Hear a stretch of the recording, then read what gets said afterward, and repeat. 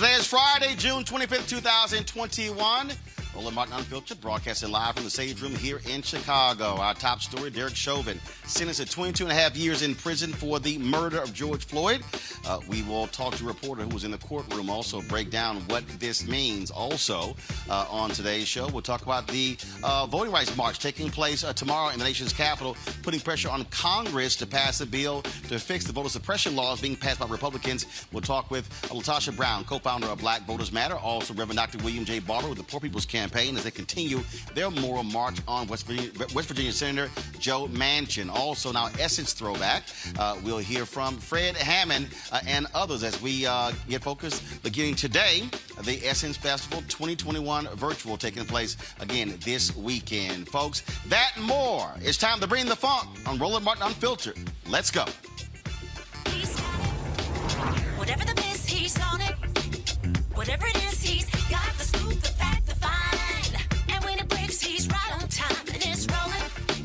Best believe he's knowing. Putting it down from sports to news to politics. With entertainment just for kicks, he's rolling.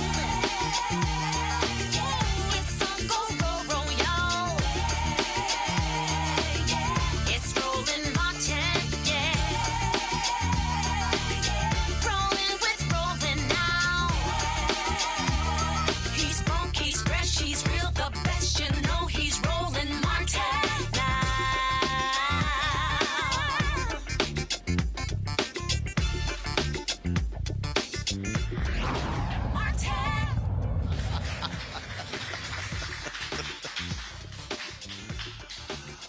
folks, we're here broadcasting live from the Sage Room here in Chicago, and so glad to be here. So we're going to have a great couple of hours. We want to start off with, of course, the big news out of Minneapolis, where Derrek Chauvin, the white former police officer who was convicted of murdering George Floyd, learned his fate today and how long he is going to spend time in prison. This is what the judge announced. I'm not basing my sentence also on public opinion. I'm not basing it on any attempt to send any messages. A trial court judge, the job of a trial court judge is to apply the law to specific facts and to deal with individual cases. And so, Mr. Chauvin, as to count one, based on the verdict of the jury, finding you guilty of unintentional second-degree murder while committing a felony under Minnesota Statute 609.19 subdivision 2 paren 1, it is the judgment of the court that you now stand convicted of that offense. Pursuant to Minnesota Statute section 609.04, counts 2 and 3 will remain unadjudicated as they are lesser offenses of count 1. As sentenced for count 1, the court commits you to the custody of the Commissioner of Corrections for a period of 270 months. That's 270. That is a 10-year addition to the presumptive sentence of 150 months. This is based on your abuse of a position of trust and authority, and also the particular cruelty shown to George Floyd. You are granted credit for 199 days already served. Pay the mandatory surcharge of $78 to be paid from prison wages. You're prohibited from possessing firearms, ammunition, or explosives for the remainder of your life. Provide a DNA sample as required by law. Register as a predatory offender as required by law. And then you will receive a copy of the order and also the attached memorandum explaining the court's analysis. Anything further from the state? If this needs to be said, we just ask that it be executed forthwith. Defendant is remanded to the custody of the sheriff to be transported back to the DOC or whichever custody is currently holding him. Anything from the defense? All right. Thank you. We are adjourned.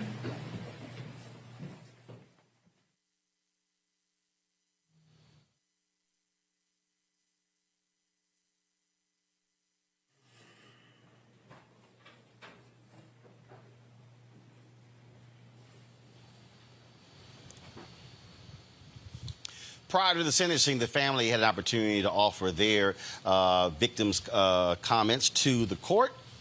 The powerful video of George Floyd's daughter, Gianna. What do you miss most about your daddy? Well, I ask about him all the time. And that's kind of it. Yeah. Well, when you ask about him, what are you asking about? Well, I was asking, how did my dad get hurt? Do you wish that he was still here with us? Yeah, but he is. Through his spirit? Yes. Yes. And when you see your daddy again one day, what do you want to do when you see him? I want to play with him. What kind of games do you want to play with him? I want to play with him, have fun, go on a plane ride, and that's it. Yeah. Would you? We used to have dinner meals every single night before we went to bed. My daddy always used to help me brush my teeth. Oh. Do you miss him helping brush your teeth? Yes. How do you hope that the world remembers him? Well, they help him because those mean people did something to him. Unbelievably sad. Unbelievably sad. Folks, we are joined here in Chicago. Anisha Ramsey is going to be hanging with me, co-host for the day, journalist based out of St. Louis. Also, next to her, Kimberly Fox. She is Cook County State's attorney, a familiar person to this show. Alexandra Sims, political consultant, CEO, APS and Associates, and also Xavier Ramey, CEO for Justice Informed. We're going to kick this thing off by going to Minneapolis, where journalist Georgia Forte was in the courtroom. Georgia, welcome back to Roland Martin Unfiltered. Describe for us what it was like. Obviously, Chauvin was convicted. This was a lot different than when the verdict came down when he was convicted. But what was it like there, folks waiting to hear about the sentence for the death of George Floyd? Well, there was a lot of anticipation leading up to the sentencing of Derrek Chauvin.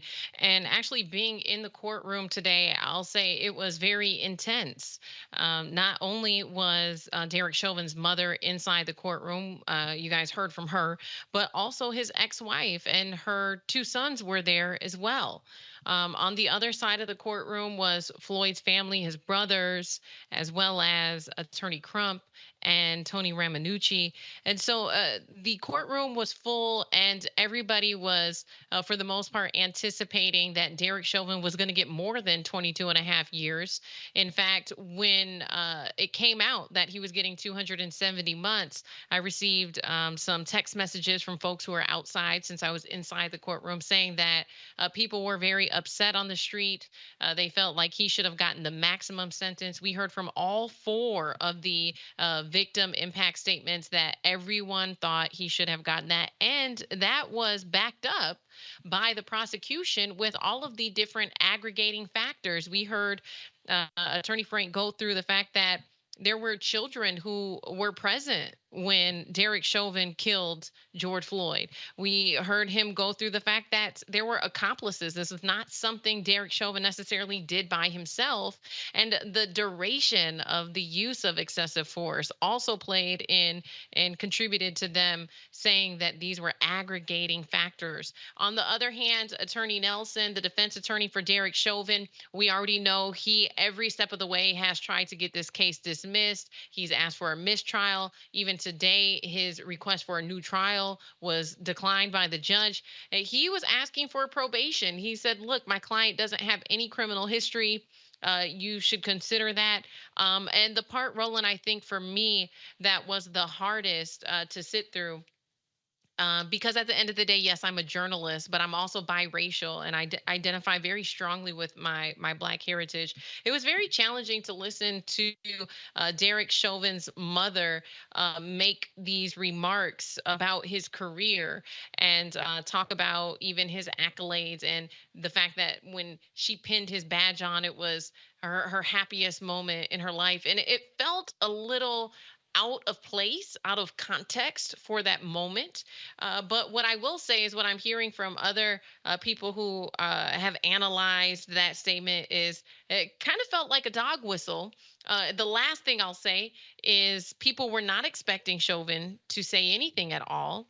He did offer condolences to the family. And then he also made this very weird remark that no one was really sure what he was referencing. After he offered his condolences, he told the Floyd family that there was some information that would be coming out that would bring them peace. And whether that was the sentencing he was alluding to, or whether he's talking about the DOJ investigation, no one really quite knows exactly what Derrek Chauvin meant when he said that to the Floyd family.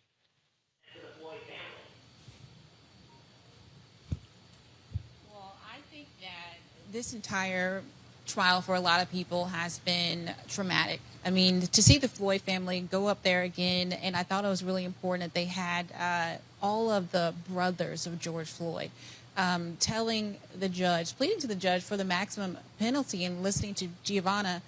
I mean, it really just broke my heart personally. However, I feel like when the judge heard their pleas, it was kind of this waver in between of, well, let's be fair, but also let's give them some justice as well. And I feel like the verdict with the 22.5 years, I mean, it's possible that Derrek Chauvin should have got the maximum. Georgia, on that particular point, how did the courtroom respond to that video from Gianna? Well, I'll tell you, George Floyd's brothers were in the back of the courtroom with tissue. They were crying. Every time I looked over, they were wiping their eyes. And I know that these are nuances that aren't necessarily picked up on camera. While on the other hand, Chauvin's family, they were very still and only spoke a few times. But you could tell just in you can see somebody's stress in their eyebrows. They were often looking down, some of them turning red. So there was some anger and some shame. You could even see the shame on their faces. So it was a very emotional and intense time to be inside of that courtroom today. Georgia Forte, journalist there in Minneapolis. We certainly appreciate it. Thank you so very much for that perspective. Thanks a bunch. Kim, I want to start with you. A lot of people really don't understand the law. Folks have assumptions. People say he should have gotten more. Also not realizing that states differ in terms of how much time you have to serve. So already people are saying, oh, he's only going to serve 15 years, where other states sometimes you have to serve 85% of the sentence. And so just explain to folks watching just the nuances in how the law works, and you have to understand it depends on the state you're in. That's right. It is state specific. So we're looking at Minnesota law. And what he was looking at was a range that was from probation, which is what his attorney was asking for, up to 30 years. And that 30 years included what we call aggravating factors. So it's not just that he killed someone, but these aggravating factors made it even more egregious. The fact that he did this in front of a child, the fact that he was a law enforcement officer, and we have higher expectations for them. And so those are the factors that a judge is supposed to look at. What is the crime? What are the penalties that we can assess? And what are the aggravations? So this made it more heinous, or mitigation. So mitigation is he's never been arrested before. He was in law enforcement. He had, what are the things that should make his sentence even more light? And so it depends on the state. Here in Chicago, you'll recall we had an officer involved murder involving Jason Van Dyke, right, in the killing of Laquan McDonald, right, on video, shooting this young man 16 times as he lay on the ground. I don't think you could think of anything more egregious than what we saw in that video, and yet Jason Van Dyke is only serving 6.5 years. And so you see the wide disparities that happen. Under Illinois law, he could have been sentenced to far more. And so this 22.5 years will never feel like justice. I don't know that justice is anything less than Gianna having her father with her, but it's why we see the disparities of a Laquan McDonald murder only getting 6.5 years to George Floyd getting 22.5. Alexandra, one of the things that I have, I was doing a radio a little bit earlier that I've been trying to explain to folks as well. A lot of folks have been saying, okay, not justice. But the reality is that the power of the protest, they have made a difference, because I dare say you can't recall in the last 2 years the number of police officers that have actually been convicted. We're talking about before, they wouldn't even go to trial. They wouldn't get indicted. And so you are seeing a shift in the consciousness of grand juries, but also this is the impact of having different DAs. Oh, yeah. I mean, I think prosecutors across our country, so I think not only has this case shook our entire country, I think being locked down and COVID brought attention to this case. So everyone had to watch and see racism in their face. But then you see, prosecutors like our state's attorney here. You see him across other women like Aramis Ayana out in Orlando. You see Rachel Rollins. You see a bunch of progressive prosecutors being elected to push, because that's important roles, right? Those are important roles that really mean a lot in times like this, right? And I think that I also want to give credit to millennials. I think that millennials have stepped into these roles and have done protests weeks after weeks after weeks. Just this week here in Chicago, we had a protest, and I think that without this terrible situation, this terrible case, we wouldn't have brought light to that, and that's when you see progress. And, you see convictions, but you need laws to change also, right? So prosecutors can get you to one step, but there's use of force laws that really protect officers. And I can't say that enough, not only in Illinois, but across the entire country. So not until we change some of the police officer Bill of Rights can we really move forward. Well, Xavier, that's why I think the nuances of the law makes a difference.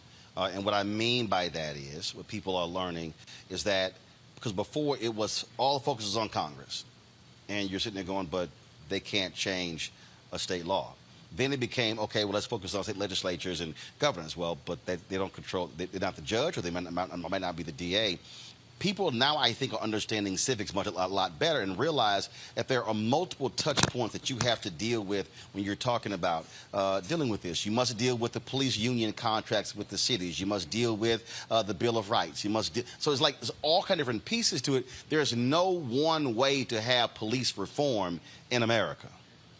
Yeah, what you're pointing to is something I call the ecosystem of justice work. It happens with many different people, many different touch points, and often across the arc of time. The reality. They can't hear you for some reason, so let's just bar that microphone there, and let's fix that problem. Yeah, what you're alluding to is what I would call the ecosystem of justice work. That a lot of this work happens across many different people, across time, variances in state law and such. The reality is that what you're talking about is a question of how do we actually achieve justice? Like, what is justice? How do we keep black people safe? How do we actually ensure safety in our communities? And the question of the apparatus of that, I think, is at the core of the question of police reform, and it starts with the question of police, right? At the core of the marches last year, and what really rose up was this conversation around the viability and the necessity of police officers as a measure and a powerful meaning maker for safety. Particularly as it relates to black and brown people. And I think what's been lost in the conversation, and even in the sentencing that we saw today, what's been lost in that conversation is this question around what really is justice, what actually would bring George Floyd home, meaning would have prevented his death, and at no point would that be 22 and a half years or 100 years. At no point would that have been a police officer. It would have been an ecosystem and network of relationships, distribution of economic resources, the question of permissibility, the reduction of bias as it relates to anti-blackness, and these sorts of things. But it happens, and it's every individual's job, which makes it difficult, and it's every system's job, which makes it even more complex. Okay, I have a question for you. We talked about the varying degrees of sentencing. So you have the larger scale, then you have a lesser scale. How much of this was the public opinion for us to see this outcome of Derrek Chauvin getting the sentencing he did from a judge? Listen, the judge said, that he wasn't taking any of that into account. He was looking at the specific facts and the law and taking out emotion. But I would be hard-pressed to say that this judge knew not just that Minneapolis was watching, the world was watching, and that there had been this outcry that he could not give the minimum. I mean, and the other thing that we should point out, that even with the heartfelt sentiments of George Floyd's daughter and all of the other impact statements, he'd already had this ruling done. He had his 22 pages when he sat down at that bench. He didn't go in chambers and bang out 22 pages. No, he had it ready. And so while those statements, were impactful for us, they weren't changing where he was. But I certainly believe, again, based on history just here in Chicago, where Jason Van Dyke can shoot someone 16 times and get 6.5 years, and there was, this to the point you made, Roland, there's a sense of like, we got something.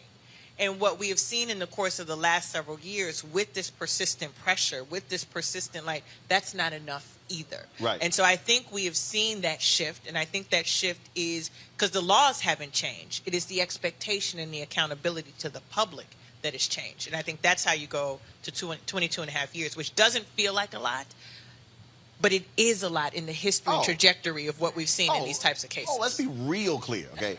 22 and a half years is a hell of a long time when we have seen police officers get no billed, when the grand jury has no indictment whatsoever. And I know people are saying, you shouldn't accept that. But the reality is what you are seeing. You're seeing a dramatic shift.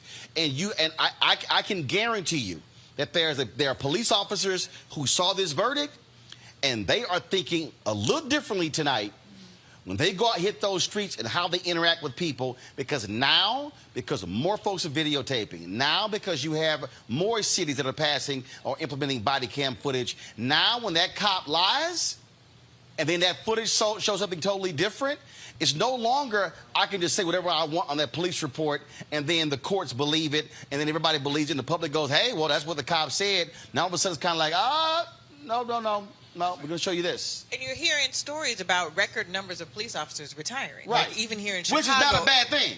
Here in Chicago, we've heard they're resigning. They're saying that this is a different atmosphere, and that atmosphere of accountability is what we want.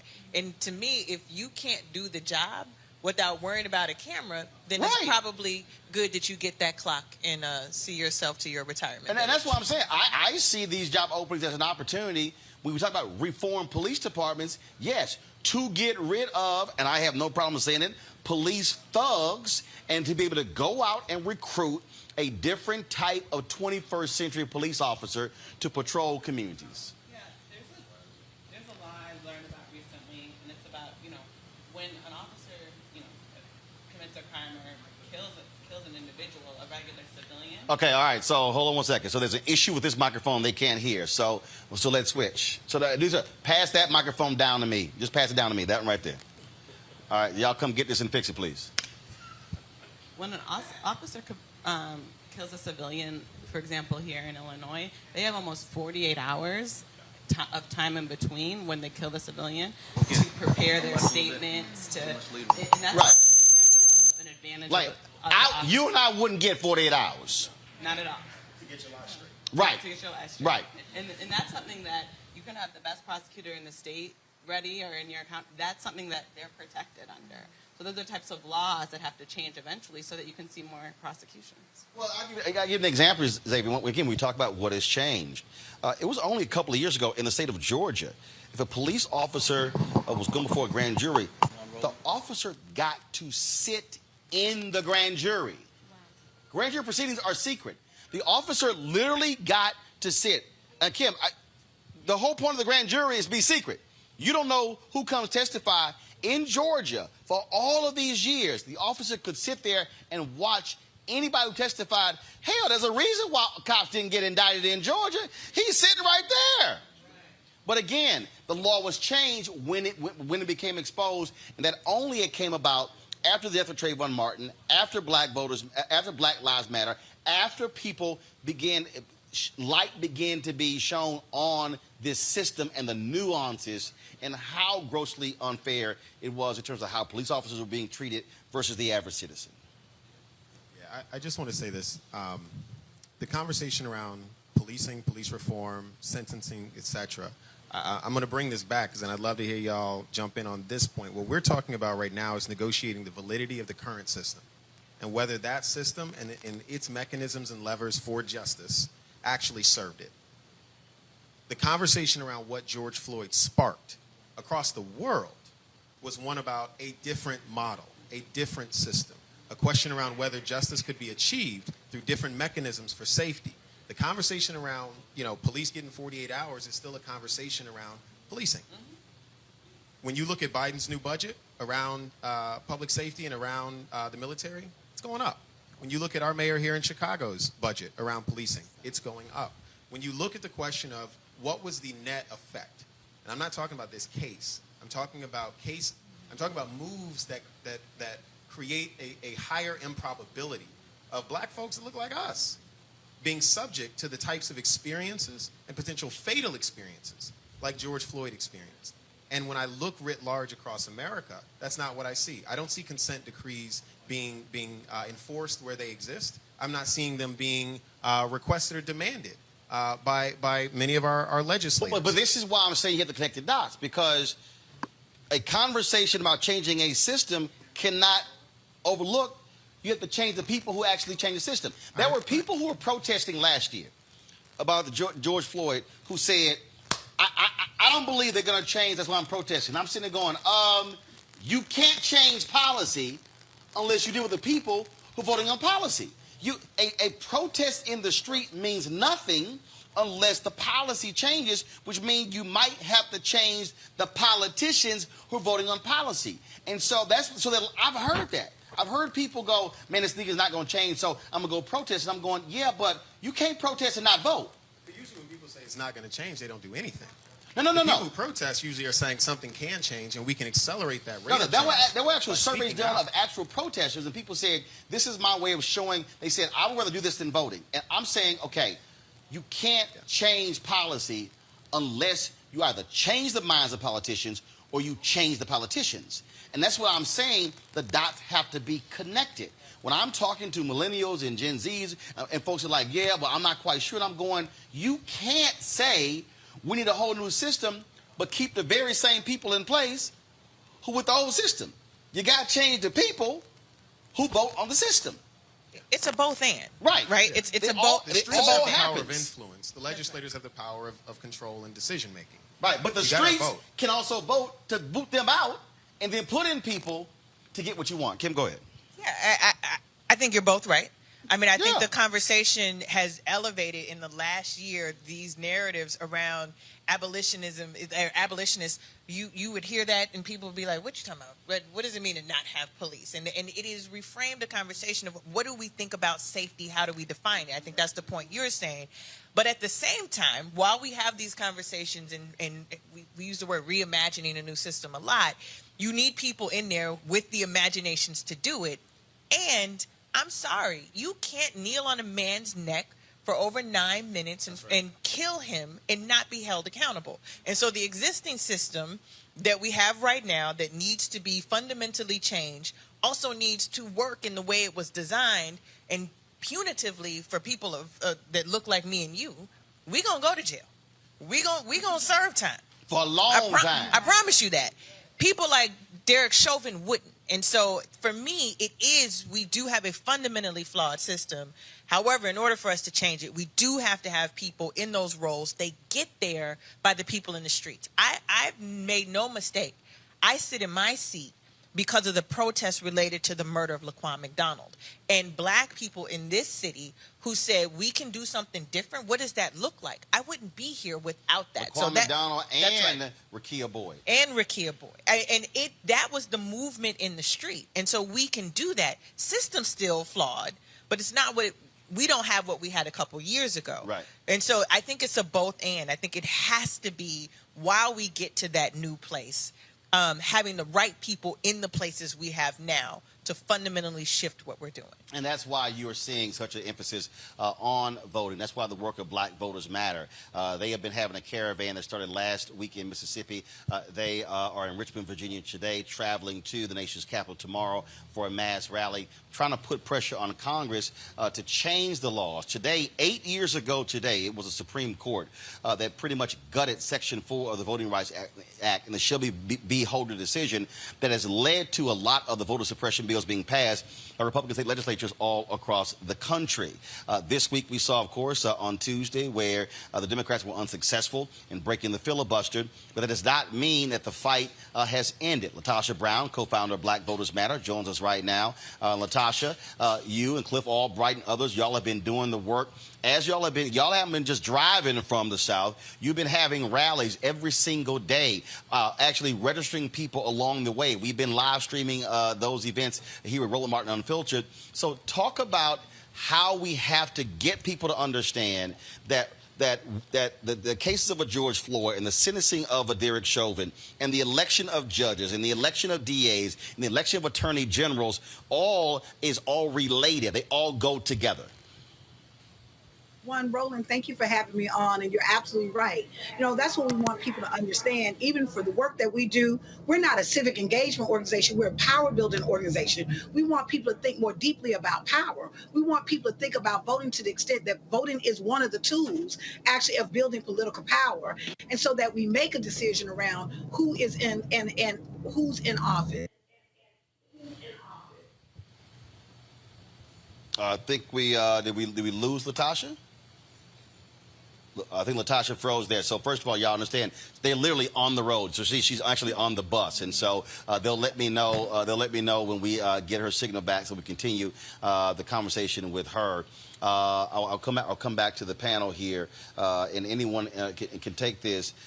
This same thing, the public pressure of trying to, and what they're doing is methodically walking people through. I call it Civics 101. Unfortunately, we don't have the schoolhouse ride on Saturday mornings because it's a whole lot of folk ain't got a clue about civics these days. And the work that they're doing is vital. And what we're, even with the election of President Biden and Vice President Kamala Harris, that was by a small margin. And so when we talk about every vote matters, the work that they're doing, it does matter. Yeah, but Roland, to that point, I think a lot. We always talk about this, right? Like the flash point of presidential elections, and then everybody goes home. Right. And this notion around civics is, and I wish we did teach more of it. Teach people how the system works, how they can engage with it. The sitting back and saying, well, I did my job, I cast my vote, I did my thing. Right. That is not. That's how we end up with process. Right. Yeah, now it's another. You end up with. I mean, that's why change takes 50 years sometimes, because the pressure requires a continual pressing to ensure momentum. We lose momentum every election cycle. We start looking to the midterm rather than looking the day after the election or the day after the inauguration. These sorts of things, I think, are part of what I wish was more present in the American fabric and in our everyday culture. But I would say, too, it's not even just these big elections. I'm watching, these school board elections or school board meetings, and they're talking about critical race theory like they know what they're talking about, they clearly don't.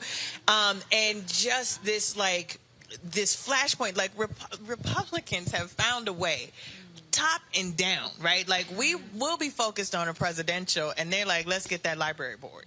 And determine which books are going to be able to come into our communities. And so I think this education campaign that Black Voters Matter is doing is just that it is every level of power, every decision-making body you need to know about and have some input in, because we have had systems in place where we don't know our history because you have school boards that actively refuse to teach it. And what we're seeing right now in this conversation around their version of critical race theory that they think is happening is the exercise of that power, and we're seeing that in real time. Latasha's back. Latasha, to that particular point, has that been one of the things that y'all have heard as you've been traveling, how people also realize school board races matter, water district, all of these unsexy races that people don't get a lot of attention but impact people on the local level? Absolutely. It's as Ms. Fox was saying, that at the end of the day, what we're seeing, what we know to happen is that all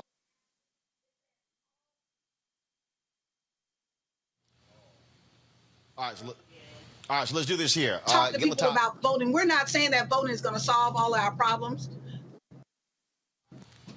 We're not saying that voting is the end all or the be all, but that voting is one tool. And when a community is in battle, when a community is at war, when a community is literally fighting for their very humanity, we have to use every single tool available to us. And so as we're talking to people about voting, it is not our point to try to convince people to believe in the system, but we want people to believe in themselves. And so as we talk about the power of the vote, we talk about that as one tool that we actually can use our agency to determine what conditions we're governed, who is in position that is governing us, and what policy priorities are at play.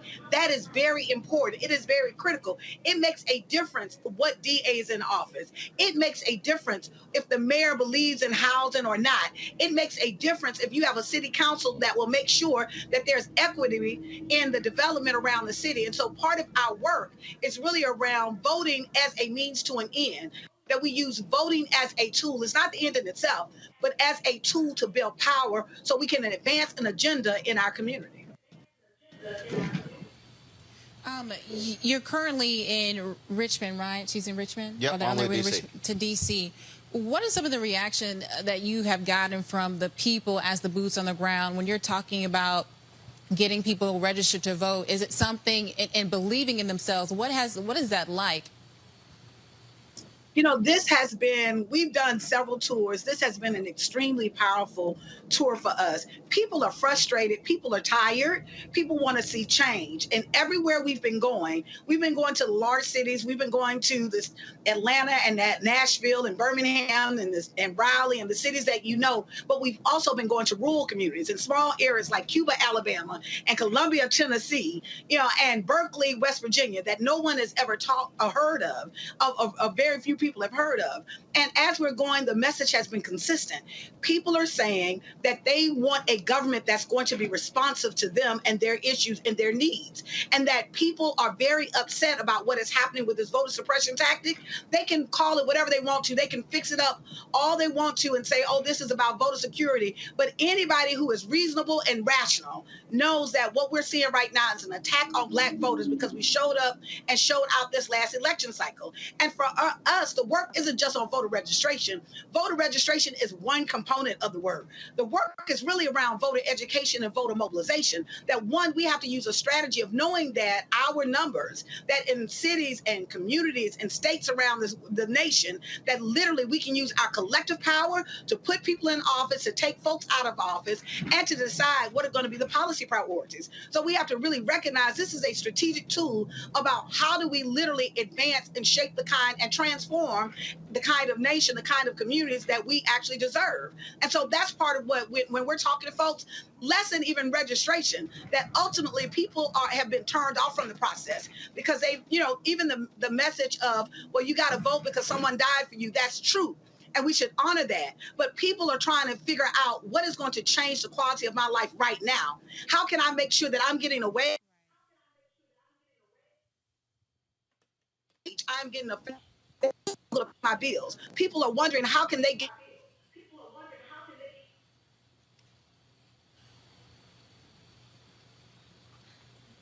All right, let me know when we have Latasha back. They must be in the sticks in Virginia. Right. So let me know when we actually have her back. To the point that she was making about rural voters.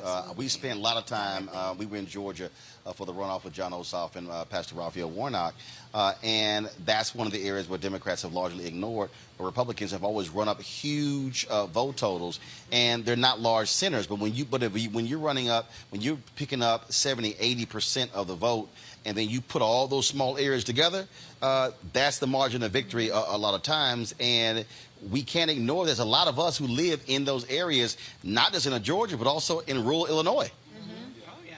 No, those are important voter universes. That's what I was going to ask her, because I think that as she's traveling, she's probably running into different voter laws, also state by state by state. And they spend a lot of time educating people on this state is different. Right. And what has been put in place literally to keep our people restricted state by state. Illinois actually does a good job of allowing us to register same day, but when you're in Virginia and some of these other southern states, that's not the case. But I think when you're talking to rural voters, you'll find that some of the best tools are really getting to know the neighborhood, getting to maybe know the pastor, getting to know literally who are some of the biggest surrogates and stakeholders in the community that can sway other parts of the community. So all you really need is some lockdown and door-to-door knocking, and you'll hold on to that constituency base. Yeah, a lot of this really makes me think. A lot of this really makes me think about the question of technological access as well. We've been talking about voter mobilization. The other side of it is voter education. We were touching on that a bit around civics. I'm thinking back, Kim, when you were running in that first race. That was when that app Ballot Ready first came out, and so many people started to participate because they actually knew the rest of the folks on the ballot. They had the access to information about all those judges, all those water reclamation district commissioners, these sorts of folks. And so there was less intimidation once they got into the ballot box. And I think that's another part of the conversation around voting that needs to continue being a major part of how we focus on not just getting people into the booths, but making sure that they feel comfortable and educated to make a decision in their best interest, and not just be there for, well, I know that the two people I know, and they had the most money, so they sent the most representatives to my church, and so I'm coming to vote for them. And that's not how we get more people into this pool. I think another thing that people, when you are working with our folks in registering, expanding the electorate is very expensive. I think that's something that's also educating people how to vote takes money, and it takes making sure that you're touching a voter maybe 4 or 5 times before election day. Registering is one step, but then you've got to call them, text them, call them, text them about 5 or 6 more times before election day, and that costs money. So another part, I know people don't want to hear it, but another part of being civically engaged is money too, and we need people to be giving money to some of our candidates that we believe in as well. Well, and I think when you talk about the money piece, but it's also it's using our power to change these dynamics. And I've said this in the past. I got no problem saying it. Part of the problem with many of these elections, especially when you talk about who's targeting black folks, you got too many smart-ass white boys who want to spend money chasing a Republican white woman in the suburbs who ain't going to vote for you anyway. Okay? Okay, numbers don't lie. If you turn out more of your likely voters, you are likely to win. So you might want to spend money on more of your likely voters, which also means that you have to be thinking about that a lot earlier. I've been saying, right, look, the 2022 midterms next year. Every House seat's going to be up. You've got about some critical U.S. Senate races in Wisconsin, in Georgia. You got the re-election of Warnock. In Arizona with Mark Kelly. You got the open seats in North Carolina and Pennsylvania. Rubio versus Demings in Florida. You also have the open seat in Ohio. Those are going to be critical. The question now is, how are you putting the coalition together to turn folks out? But then again, you also got to have policies that you can actually tout that's going to get somebody to vote. And so when Democrats don't move on the voting bills in Congress, look, you're not going to be able to successfully go out and say, well, we passed Juneteenth. I'm fully supportive of that, but you got to have something else behind that. And so that to me is also one of the things. And what I've said to black politicians, they've got to be willing to look at the Democratic Government Association, the DSCC, DCCC, and all of these progressive PACs who also act like black folks don't exist. You had a major advisor this week to Reid Hoffman, founder of LinkedIn, who came out and said that Democrats were spending way too much time on the voter bills. They should be focusing on some other bills. Otherwise, the donors are not going to be excited. And I said, your ass need voters excited. Just because you got money, I said, you give all the money in the world and get your behind kicked. I said, so you better have some policies that's going to excite somebody to say why I should vote for you. And again, that's part of the deal. There is a real racial dynamic that exists within the Democratic Party, also with how them hiring white ad agencies to control dollars. And then all of a sudden, nah, we don't want to spend real money on black community. Yo, we got that. And I'm sitting there going, no, because there are fewer of us who are self-identifying as Democrat, which means you're going to have to work for this thing a lot harder than you did before. Well, I think the best example of what you're saying is when they spent all that money on Wendy Davis in Texas that year, instead of putting that money into a state like Georgia. And now they're learning, the Democrats learned, oh, we could have put that money into Georgia. Well, no. The problem in Texas with Wendy Davis was not they put the money in Wendy Davis. The problem is they did not put the money in Texas with 2 million eligible but unregistered Latinos. That's the problem. I was trying to be good, Roland. No, hell, I ain't trying to be good. Why are you trying to be good? This show is called Unfiltered. No, we don't do good here. We do honest here. I was saying, Wendy, you're right. They put it in the wrong group. They didn't put it into us. No. What I'm saying is, you could have put this is what Democrats do. They put the money behind candidates without realizing it doesn't matter if your folks don't turn out. In Texas, there are 2 million eligible but unregistered Latinos. What you have to do in Texas, you have to do what happened in the 60s with CORE and SNCC. You have to literally take $50 to $100 million, say we're going to move 2,000 people into communities in Texas. They're going to live there. They're going to, what did Ella Baker say? She told SNCC, take your college clothes off, put your overalls on, and go talk to those folks. She said they might have a 3rd-degree education. She said, but they know what they're talking about. The problem is you got smart-ass white boys with iPads who think the algorithm is going to determine who wins, but if you're not actually connecting to somebody first to educate them, 2, get them to register, then 3, get them to turn out, it doesn't matter. Even if you put money in registration, if they don't turn out, you still lose. Right. And so, yes, and Georgia proved it. And so in 2012, I was at CNN, we were going to air, and Chris Van Hollen, who's now senator from Maryland, was over the DCCC. I said to him, Y'all can flip Georgia and Texas. He's like, no, we can't. I said, that's the problem. That's why your asses keep losing. Right. I said, dude, and he sort of looked at me. I said, if you don't put the money on the ground to turn people out, there were 800, at that time, there were 800,000 unregistered black people in Georgia. Now, because they changed a lot of automatic voter registration, that went dramatically down to less than 5% of people not registered. But again, that's sort of what they do. They only think in terms of cycle to cycle. It's a ground game. And I think, so what Latasha and Black Voters Matter is doing, they are about how do you cultivate the ground. Is she back? Y'all got her back? Yep, I'm here. Latasha, to that particular point, cultivating the ground. Absolutely. Year round. Talk yes, about that. Roland. You know, Roland, the way that I see it is there are three things. If you want to say the 3M strategy, it is money, message, and mobilization. That you've got to put money on the ground. Part of what we would see is that oftentimes in these areas, these predominantly African-American areas, and some in rural areas, some in suburban, some even in urban areas, you saw this very episodic last week, I would call it the last 3 weeks around the Negro Up money, where they would drop some resources out, and you're supposed to go round black folks up to go vote for them, right? Which is not effective. It's shown is not effective, and it's certainly not empowering. And so even for us, our model, which is why we created Black Voters Matter Fund, we actually put half of our budget directly on the ground, investing in our partners to do the work that they're doing. Last year, we raised and invested over $10 million to 600 Black-led grassroots groups on the ground. Many of those groups, you might not know their name, you haven't heard of them, but they're actually the fathers of the earth. They're the folks that are doing the work.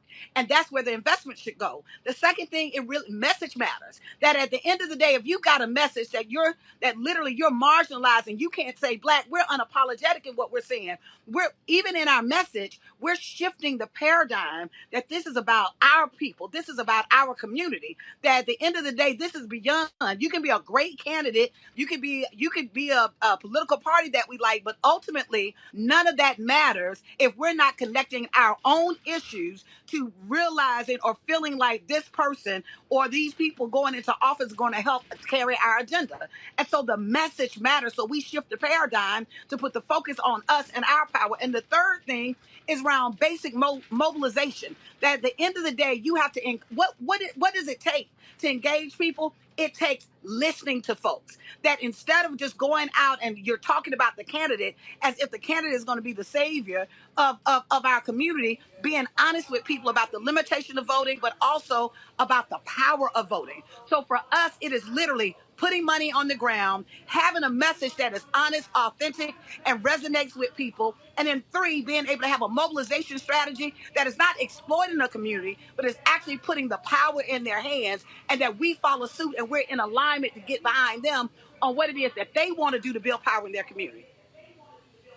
That has been our Black Voters Matter. Tell us about the event tomorrow in D.C. So we are doing the Freedom Ride for voting rights. We have been on the road for 8 days. Tomorrow will be our 9th day. We're going to D.C. We're having a voter rally that literally we have over 40 partners that have joined us, that we're saying that we're fighting back against voter suppression. That 60 years ago, there were people that got on these Freedom Ride buses to make sure that they tested segregation. And as a result, their work, they won. We believe the same thing has to happen. That we're not putting our fate in this country in the hands of any political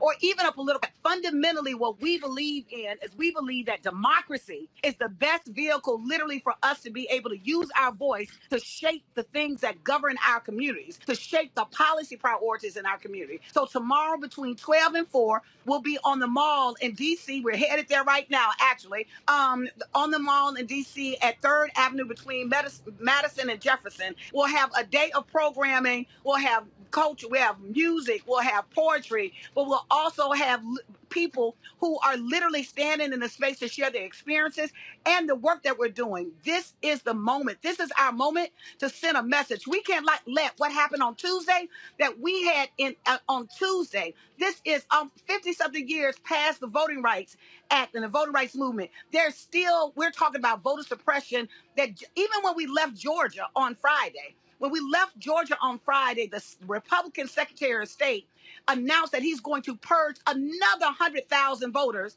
from the polls. Who do you think that's directed in? In addition to that, they're also removing a board of electors from the boards. Like Helen Butler, who's a longtime civil rights activist, has ran and worked with Joseph Lowry, has been a staunch advocate for voting rights, for no reason is being kicked off the board, quite frankly, because I believe because she's black, and she's a black voter, and it represents the interests of black voters. So we're seeing this enormous, egregious kind of attack on black voting power, and we've got to respond with the same level of intensity that those folks are actually creating to try to marginalize us. We're seeing this in 47 states around the country. We can't be silent on this. This is our moment. So we're asking people, even if they can't join us, what they can do is support our work. You can text Freedom Ride to 797979, or you can join us virtually. We can join us on your platform, Roland, between 12 and 4 tomorrow. Please join us virtually. If you can't come to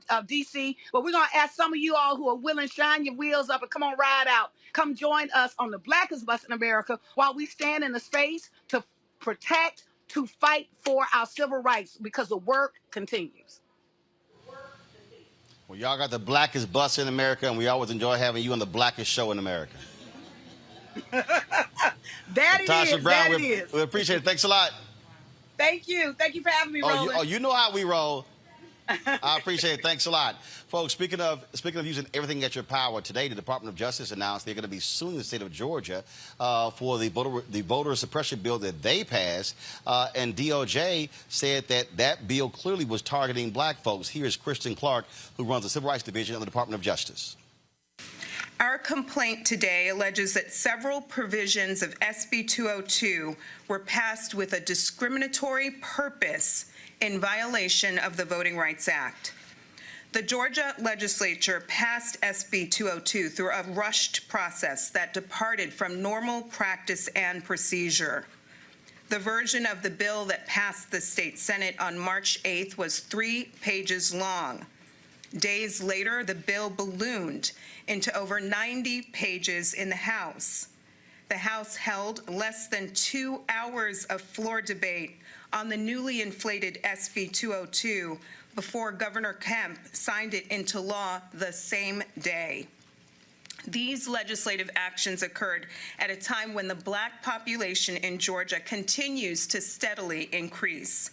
And after a historic election that saw record voter turnout across the state, particularly for absentee voting, which black voters are now more likely to use than white voters. Our complaint challenges several provisions of SB 202 on the grounds that they were adopted with the intent to deny or abridge black citizens equal access to the political process. The provisions we are challenging reduce access to absentee voting at each step of the process, pushing more black voters to in-person voting, where they will be more likely than white voters to confront long lines. SB 202 then imposes additional obstacles to casting an in-person ballot. Like all of the provisions in SB 202, the changes to absentee voting were not made in a vacuum. These changes come immediately after successful absentee voting in the 2020 election cycle, especially among black voters.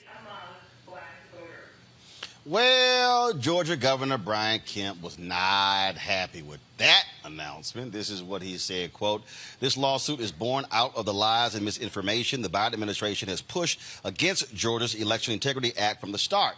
Joe Biden, Stacey Abrams, and their allies tried to force an unconstitutional election power grab through Congress and failed. Now they are weaponizing the U.S. Department of Justice to carry out their far-left agenda that undermines election integrity and empowers federal government overreach in our democracy." Folks, y'all got a graphic. Please show it. As Secretary of State, I fought the Obama Justice Department twice to protect the security of our elections and won. I look forward to going 3 for 3 to ensure it's easy to vote and hard to cheat in Georgia. See, here's why that's bullshit, because that's all a lie. It's all a lie. And the reality is, so I love this whole idea of, oh, this is voter integrity and protecting the election. Like, we all know what this is about. Go ahead. No, I was just going to say, I mean, voter fraud is such a red herring in this whole conversation around safety, around It's like security, critical race theory. They don't know. The reality is, and I think it's going to be interesting to see a Department of Justice that specifically pursues voting rights through the lens of racial equity versus voting rights as it pertains to general access, because now they specifically said black. I'm with that. I appreciate that. But I'm also just going to say, like, I think this is the typical thing we see from the Republicans all the time. They're going through this often coded language, dog whistle type stuff, red herring arguments to try to diminish the power of black voting. And given that many people, especially black folks, we live in a lot of the metropolises of these large states. At the end of the day, a lot of the question around access, even just like getting to the polls, the law we saw in the last year around like giving people water, right, when they're standing in these long lines. Like, I don't understand how this doesn't come off as suppression to the broader populace of the Republican Party. I'm not talking about the Mitch McConnells. I mean like the everyday person who's like, no, that sounds about right. We shouldn't allow water for people who are waiting in line. But Kim, this is about how you have to use every weapon that you have. The law has always been used to fight for our rights, and what they're now going to force Georgia to say, okay, Brian Kemp, you're going to have to explain to me how going from 100+ ballot boxes to 30 is expanding access. And why now? Right? Like all of a sudden. Be cuter about it, right? Don't lose 2 Senate seats and then 2 months later be like, you know what? Less voting boxes. Like, be smarter with it. And so I think that's right. I think it's not even just a red herring. I mean, it's like a flock of birds. It is, you cannot lose as badly as they did. They flipped 2 Senate seats in Georgia. Like, we reveled in it, but it is really was unheard of. And so now this unprecedented push to put these laws in place, which are clear access suppression, and to have the DOJ, and I think they should be commended because they do know that it was places like DeKalb, it was Atlanta, it was these centers that were black centers that they were fighting against the most. And by the way, the former president, was unapologetic in coming after Kemp and Raffensperger about, like, find me 11,000 votes. Yeah. I mean... And so now we're going to find them by, like, making sure that we cut down the rolls of people who are doing that. Go. And so it's like ironic to me that you get punched by the former president. I mean, punched. I mean, he, like, was having Kemp, Raffensperger, putting them out all the way on Front Street, and they were defending themselves, and this man is gone, and now still trying to be in keeping with what the Republican Party has come. That's who they are now. That's who they've been, and that's who they've come. He campaigned against them. Correct. Y'all kissed his butt, and he still campaigned against you. You the fool. I also love how he had to put Stacey's name in that statement. Oh no, because so mad. Still. Well, he put a name in there because he's also scared about next year. Oh yeah, that's right. Yeah. That's what he's scared about. As he should. He's scared about next year. As he should be. Yeah. So it's but the thing is we still go back to it, and I have these people who are constantly saying, well, Roland, you're always talking about voting, how's it going to change something? In fact, I even had this one fool on YouTube. And see, they think I don't read stuff, but I do. Because this fool said, well, how is this march they haven't going to change policy? Well, if I have a march and I enlighten someone who the day before wasn't enlightened, and I now get them interested in the process, they now can then begin to petition the government to change the policy. See, that's just what really just sort of amazes me when some of our folk are so stuck on stupid that they say these things as if people aren't changed when they see marches or they see protests. And it drives me crazy when they go, well, man, that's not going to change nothing. Yeah, probably you sitting on your ass at home not going to change anything. But I can show you examples where people were empowered and things did change. That's probably the most aggravating thing for me. And then I love when they say, well, marches don't matter. Well, I tell you what, it's amazing how 500,000 were marching in Hong Kong, and then you had the Arab Spring. So it's amazing how marches still seem to work all around the world, and many of them literally use "Where I'm a Man" sign, which black sanitation workers wore in Memphis, but you got black people who say, that stuff don't work anymore. I'm like, okay, gotcha. Right. So they got the memo, but we just sort of overlooked the memo. Okay, all right. That's how some people are. That's how they roll. We got to take a break. We come back. We're going to talk more news of the day. Also, we're going to talk about education. My man Wayne Watson sitting back here, chilling. Y'all can tell he retired because he ain't got no socks on. You know, he ain't got no tie on. You know, you tell how he rolls. Absolutely. We're also going to talk about black-owned media, the importance of that. Where's our money as we continue to fight for those advertising dollars? All of that, we're broadcasting live from the Sage Room here in Chicago. Roland Martin Unfiltered, back in a moment.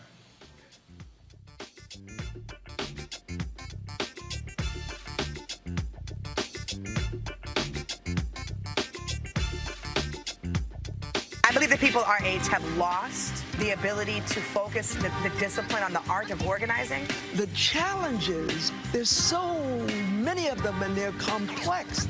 And we need to be moving to address them. But I'm able to say, watch out, Tiffany. I know this road. That is so freaking dope.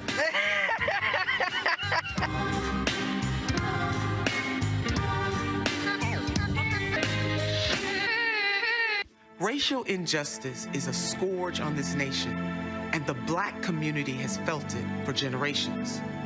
We have an obligation to do something about it. Whether it's canceling student debt, increasing the minimum wage, or investing in black-owned businesses, the black community deserves so much better. 60 years ago, the Freedom Riders rode buses to fight against segregation. They won. And now, as voter suppression is sweeping the country, we're riding out again.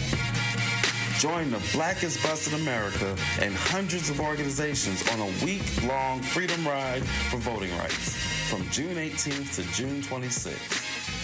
Come out to our rallies in New Orleans, Jackson, Birmingham, Nashville, Atlanta, Columbia, Raleigh, Charleston, Richmond, and Washington, D.C. If you can't join us in an event on the route, you can just meet us in D.C. on June 26th. Or if you can't ride at all, then show your solidarity by hosting a rally right in your own town on June 26th.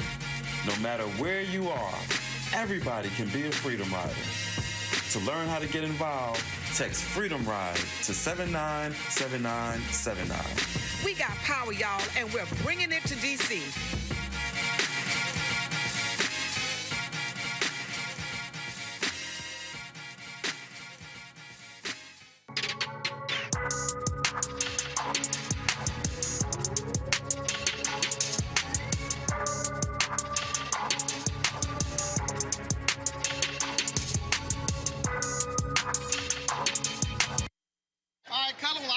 Show talking about swimming. Oh yeah, we're all about learning how to swim here. Working with the ladies at Sigma Gamma Rho and USA Swimming, we're trying to get people to learn how important it is to learn how to swim. And being here, being around my people, right? I feel it's so important to give back and for them to learn how to swim. Yeah, but now you got white folks checking IDs at the pool. Oh no, people. Don't you worry about that. You get in there anyway. You learn how to swim. That's what's important.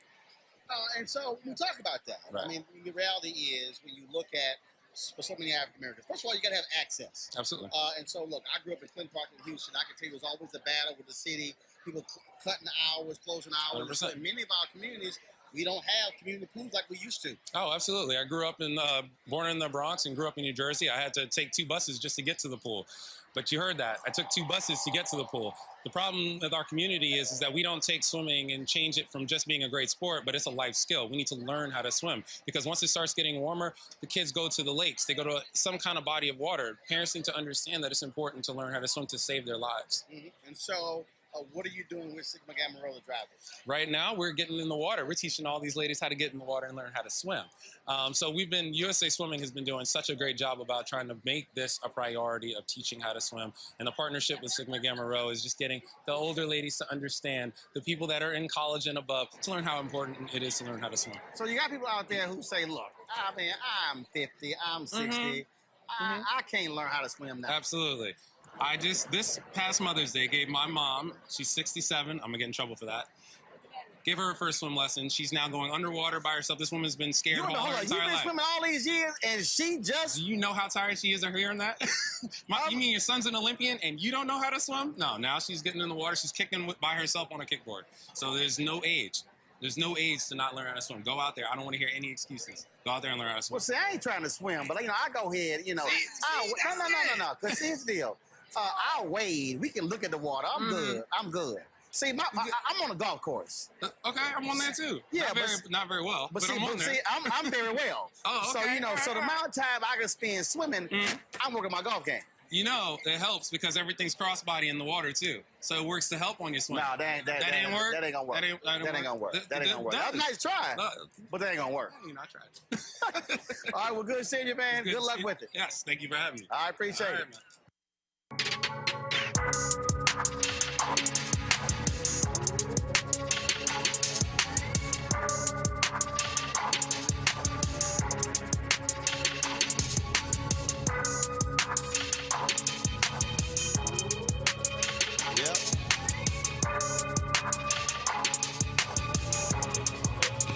All right, folks, Essence Festival virtual this year. It begins today. That's right, tonight.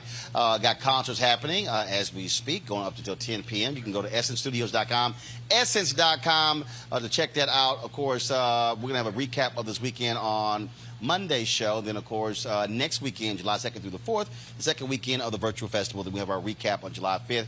So we certainly appreciate Coca-Cola for being our partner in this. All right, y'all, let's talk about this story. Always Florida. When you hear crazy stuff, you can always say, it's Florida. Check this out. A state trooper is under investigation because he followed and tased a teen who looked suspicious. 16-year-old Jack Roman was on his way to his girlfriend's house when State Trooper George Smirnios approached him in the patrol car. Roman ran through bushes into his girlfriend's backyard. That's when the trooper chased him and approached him with his taser drawn. Watch the video. Put your hands behind your back.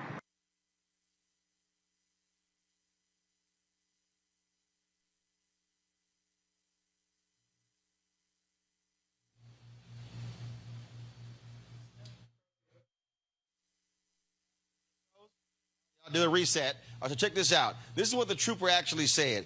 His behavior, demeanor, and body language appeared to be a burglar. It looked to me like he had just committed a crime or was about to commit a crime.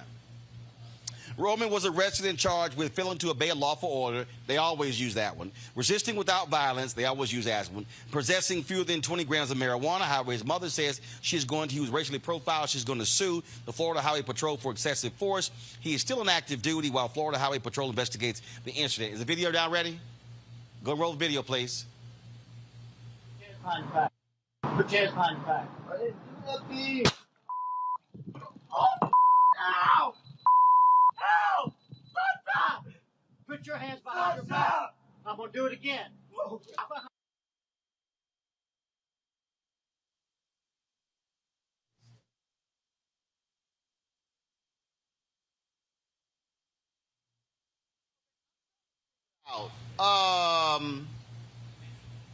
I didn't see you commit a crime, but you look like you just did. I'm trying to figure out what the hell that looked like. America? Yeah, I mean, police have the ability to stop you if they have a reasonable suspicion of you having done something or doing something. And it doesn't extend to just you are in a place that I don't think you should be. There's standards to that. And so I think, and the use of force because he is not complying with you when, again, what is your reasonable suspicion? Looked suspicious doesn't cut it. He looked like he just either robbed someplace or he was on his way to robbing someplace. That I went to law school 24 years ago, and that is not what I learned in criminal law.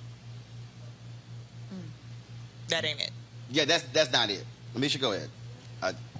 Well, when I look at that video, the young boy, he was on his phone. He wasn't really a threat or anything of that nature. My thing is, we always talk about black parents have this conversation with their sons when an officer approaches you, you follow the guidelines, and it didn't really look like the boy was really paying attention to the officer. What part of the responsibility was it for the boy to kind of comply or talk to the officer? Just my thoughts. I mean, I'll just say this because I've been chased by a lot of police officers in my life as a black man who grew up on the west side of Chicago. And part of what sometimes goes through your head is get to a safe space. Mm-hmm. Get to a place where there are people who can testify. Because the reality is if you are alone as a black male in America and a police officer is coming up to you for whatever reason, the first thing I usually want is somebody else in that space. Right. I've driven my car into my neighbor's driveway because I know for a fact if somebody else sees it, I might have a chance. Could that have made it worse? Absolutely. Is that what I shouldn't have done? Probably. Yeah, but you weren't such of a witness. I need a witness. Right. I need a witness because my black skin is not enough of a witness. My testimony is not enough of a witness. Police have the benefit of the doubt. They've had that since they were started as slave patrol. They have the benefit of the doubt in America. And the reality is many black young people and just black folks know when it comes down to it, it's going to take a lot to convince any judge, any jury, any person, including your potentially your lawyer, that it wasn't you and you shouldn't cop a plea and these sorts of things. So I'm just saying, like, there's a psychology behind it as well, where it's not just about what the law says, how black parents teach their kids and this sort of a thing. When you're in that moment, it's different. I'm just still trying to figure out. What's suspicious? He looked like he either just robbed something Roland, we've been or doing he's that on for his years. way to robbing something. That's generational. No. I'm just trying to figure out how you even let that come out your mouth. Oh, yeah. Like, you even don't in say this that day and publicly. age, Yeah, you don't go, say that. I might not want to say that publicly. I mean, you started with it's Florida. So Right. I mean, for me, I'm so tired of videos. But, I don't want to watch another video. And just watching him hit the ground like that looked like he could have had other injuries, It's just sad and scary. And even having to say, what should he have done? What should the cop have done? This is not our responsibility. These are our communities. That's not he's supposed to keep us safe. So, it's bold for him to say that. I can't believe he said that, but in some ways I can, because what he looked like he looked black. So that's why he looked suspicious. This is why I'm just going to go ahead and beat this drum again. This is why I said early in this conversation, the question around police reform and policing has to be had around the question of what is the best mechanism for creating safety, not just creating security, not allowing it to go through the lens of cognitive biases or anti-blackness or happenstance, or I hope he had a black girlfriend and he'll say that on the stand one day. Not that kind of stuff, but actually saying what produces safety in our communities, what reduces the probability of bias informing an officer in how they not only stop someone, but how they use of force to subdue someone for something that the officer made up in their mind. Right. That then that person has to then go through the legal process to then free themselves from something that literally never existed in the earth outside of an officer's mind. Wow. That police are not creating safety. They are there as security. There's a difference. Let's talk about this here. The growing number of police chiefs who are announcing that they're going to stop these basic traffic stops. I saw one police chief the other day who said, look, this is not really what we should be focused on. And when you think about a lot of these shootings, a lot of them, somebody being stopped for no reason, being stopped for broken tail light. That was the whole issue with Walter Scott when Michael Slager shot and killed him. $20 bills with George Floyd. Right. I mean, the small petty things. So to talk about that, how important that is to say, look, if you police officer, stop looking for small stuff to snatch folks. Why don't you focus on? People always say, don't y'all have something bigger to do? Yeah. Yeah.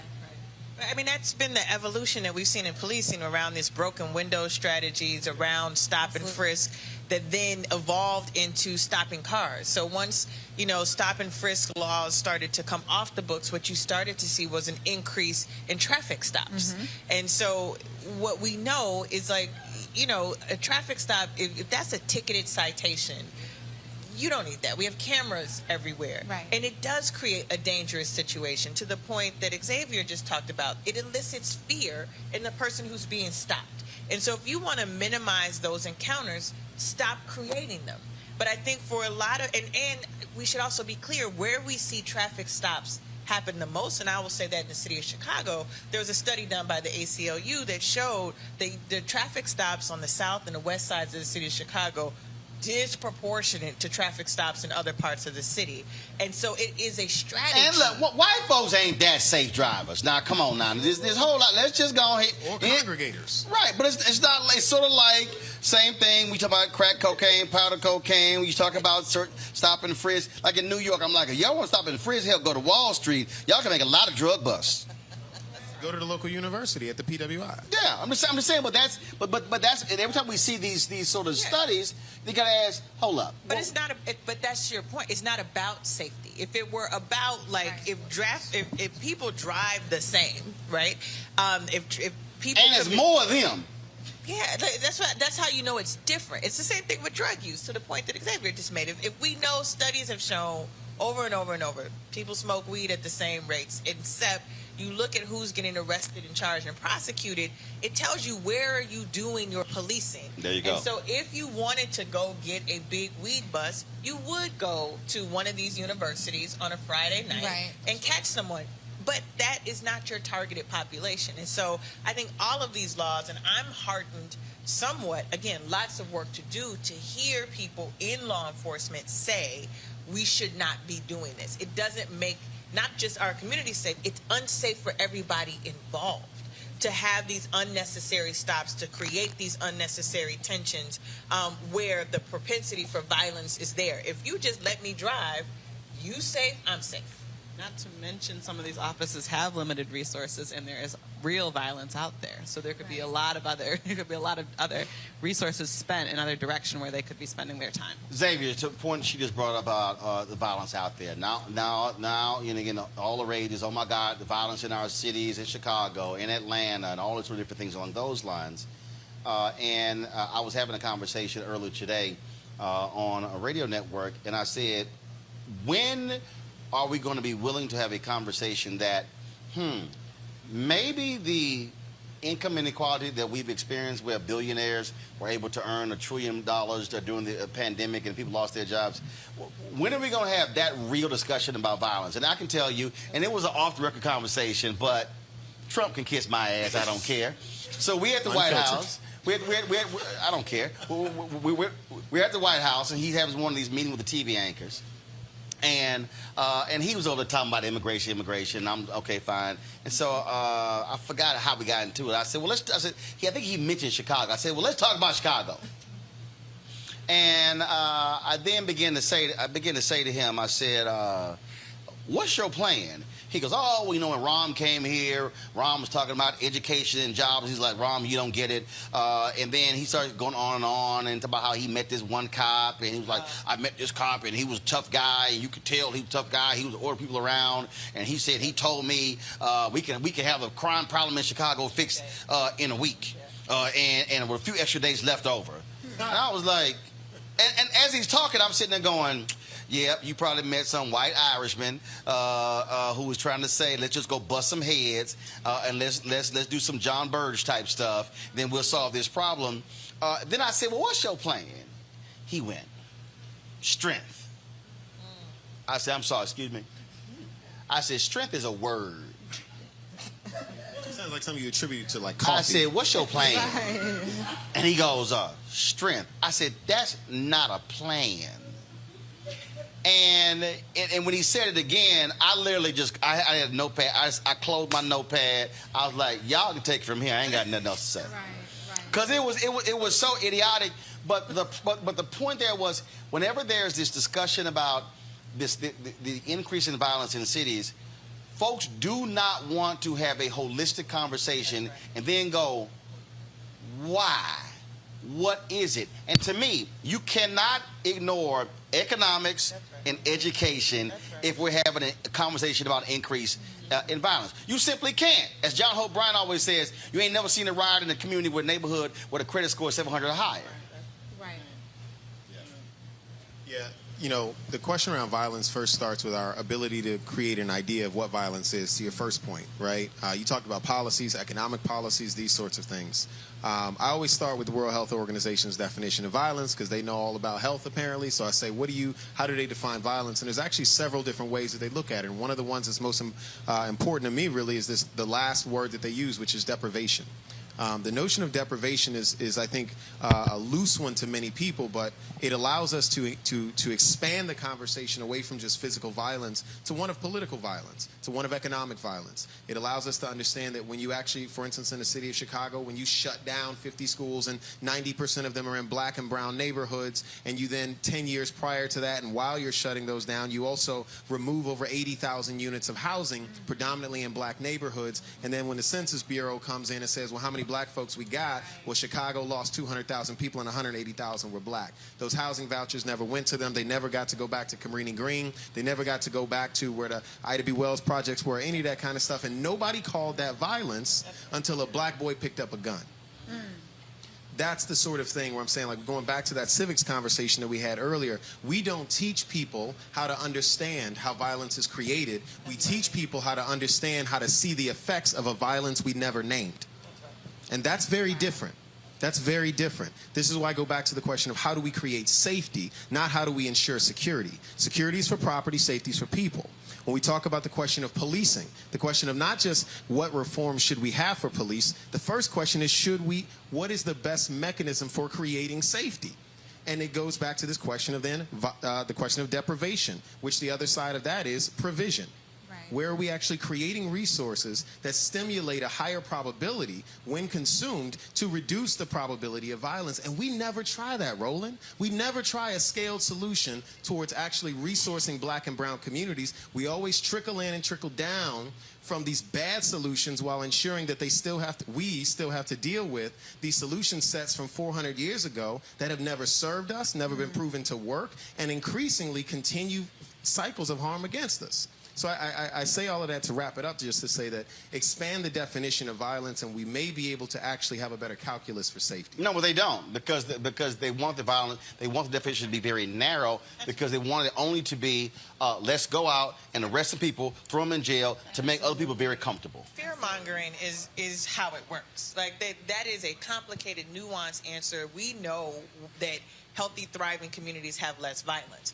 When you turn on the news and you open your newspaper and you show the carjacking, you show the shoot, it is fear. And what's most interesting is that when you talk to people in communities that have been impacted by violence, who will be the first to tell you that the systems don't work for them, that they want a more holistic approach. And it is the people who live furthest away who want the more punitive approach, because they feel like it is encroaching on them.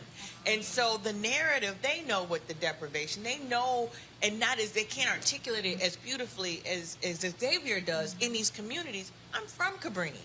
I knew, my grandmother told me in 1981, they're coming for this land. That's right. They're coming for this land. The violence that we saw in the 70s and 80s in Cabrini, where it was a national model for violence and dysfunction.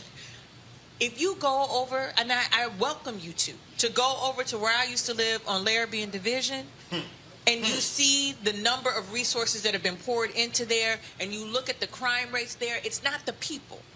It is the conditions in which you have allowed people to either survive or thrive. And that's where we see violence, that's where we see it. And our notions of the response to that, because if it is provision, if it is investing in the economic vitality of our neighborhoods, in our mental health, in our trauma, in our physical health.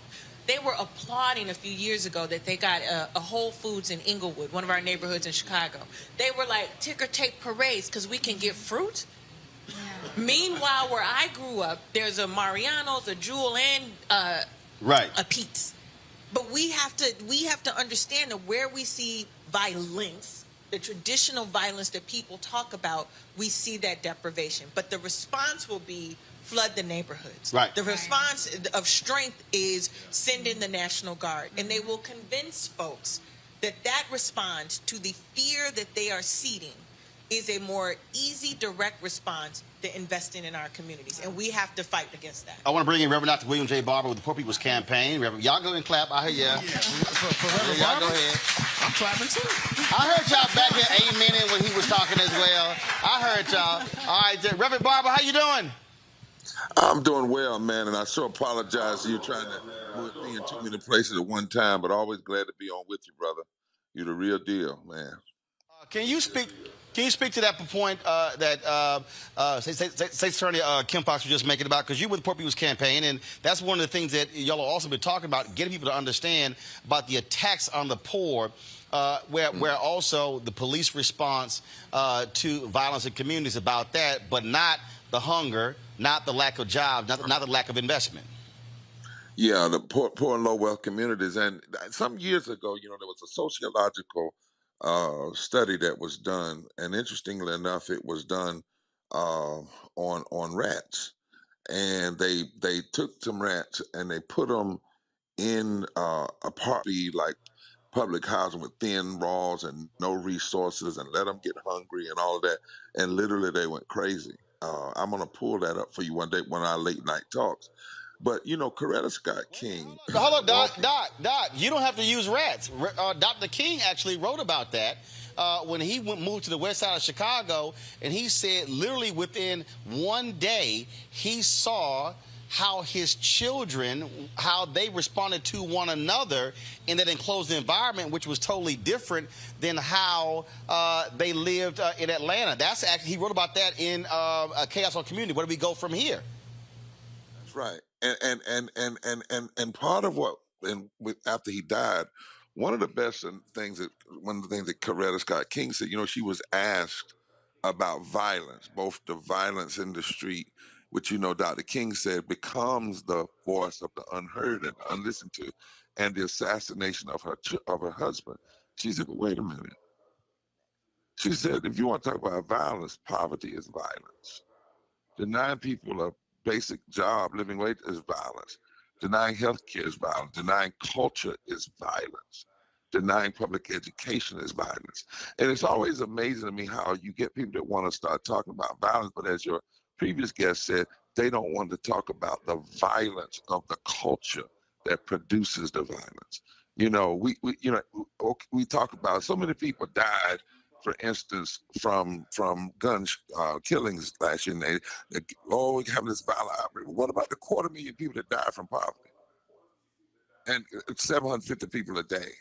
And so until we address the violence of this violent society, then we have it. And it's amazing how we know what works. As the sister said, you invest in certain communities, you don't hear about any of this violence. But when certain communities come, it's just like the difference between when I was in school, and certain kids would get expelled and other kids would get counseling. If certain communities get caught with drugs, they get treatment. If others get caught, you have a war on drugs and throw people in jail. And one of the things, and I'm gonna just use it how I feel it, what pisses me off right now about this whole marijuana thing. I got a lot of brothers, friends from my era that went to jail for selling what people are now making all kind of money off of. And it's so there's the hypocrisy within the nation, and we don't deal with the fundamental violence of deprivation that then produces community of violence. And I'm one that believe, I've buried too many. I'm a pastor, and Roland, you've talked about it. I have buried too many young people who shouldn't be dead, and in those situations, I want people to pay the price for killing people. I mean, I'm not one of these folk that doesn't believe there aren't times when people need to pay the price. But if you're gonna have a conversation with me about violence, you better be ready to have a conversation about the violent public policy that creates so much of the violence in our communities, or the atmosphere for it to at least germinate. Reverend Barber, can you tell us, you got arrested this week in D.C. with Reverend Jackson. Can you explain what that means just at this time for that act to go through? Yeah. Let me say something online, and Reverend wants me to say this too. We actually got arrested with people from West Virginia and Kentucky. And Roland has been one of the only persons that have really got that narrative and put it forth. You know, in a lot of the media, they saw us, but actually it was a white coal miner named Pam Garrison, wife, daughter of coal miner, and an 80-year-old black woman that led us that day. I want more of the media to pick this up. There were hundreds, we had hundreds of people there. We had 2 buses rolling that we had paid for, had logistics, drivers, and mysteriously that morning, they got canceled by the company out of West Virginia. So we had 4 busloads of folk that came from West Virginia, Kentucky, Ohio, and other places. And they led us, people from, and they were saying, black and white, that they were tired of Manchin lying on them and saying that he was doing what West Virginians wanted, when actually 79% of West Virginians want the For the People Act and the Voting Rights Act restored as they are, not compromised. And they also want living wages, $15.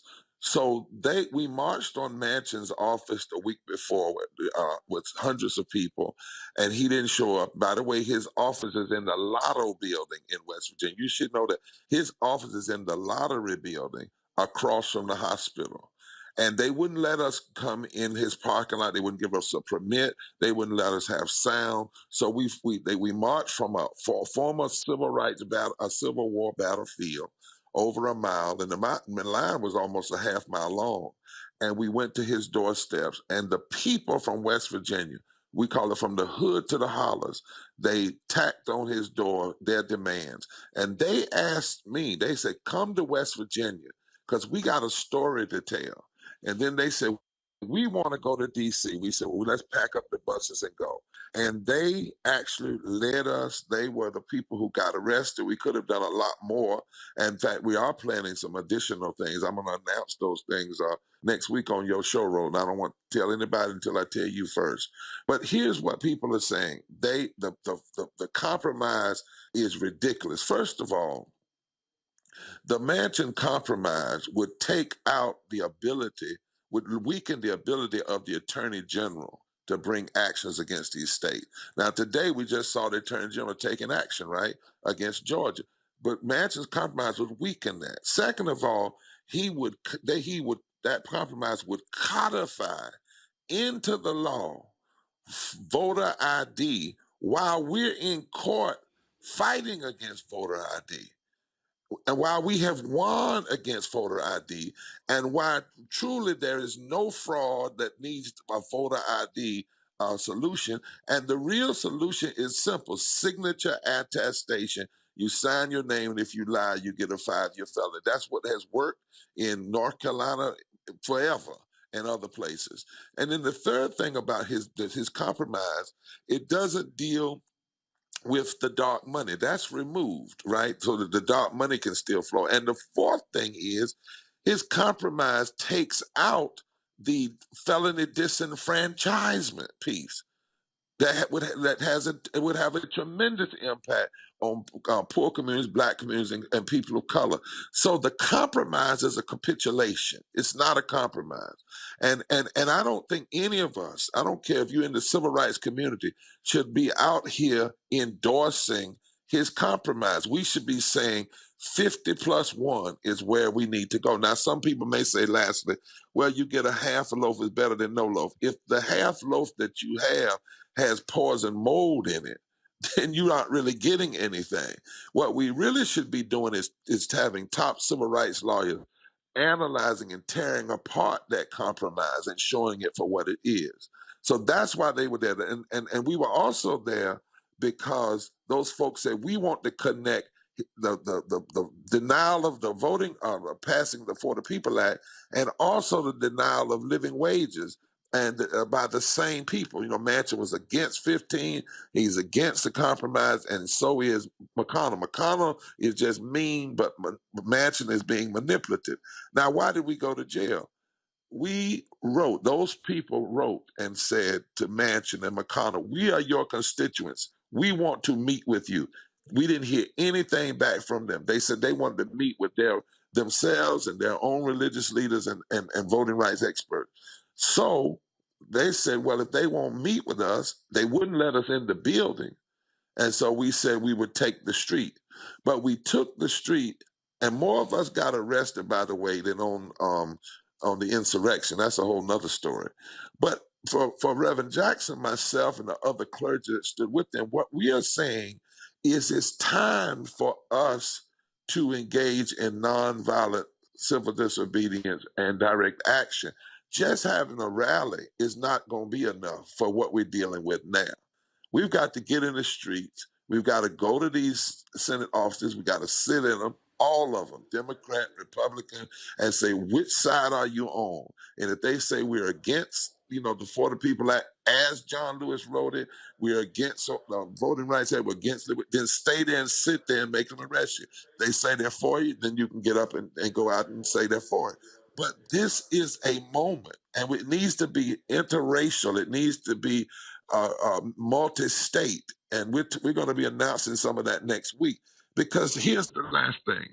How did we get those things, voting rights? We didn't get them by just sending a letter.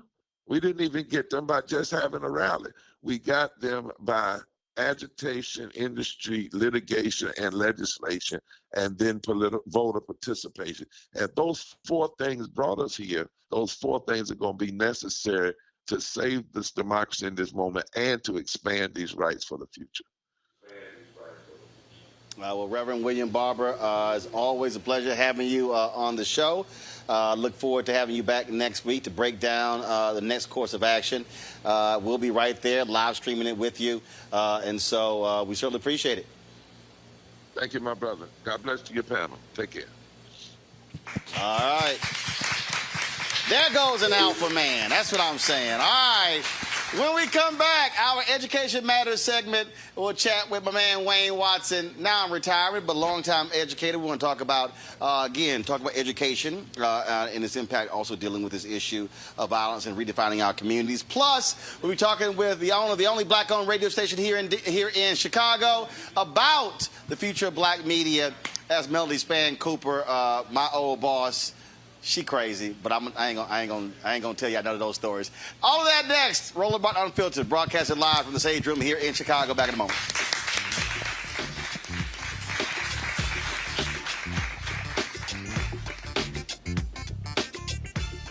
George Floyd's death hopefully put another nail in the coffin of racism. You talk about awakening America. It led to a historic summer of protest.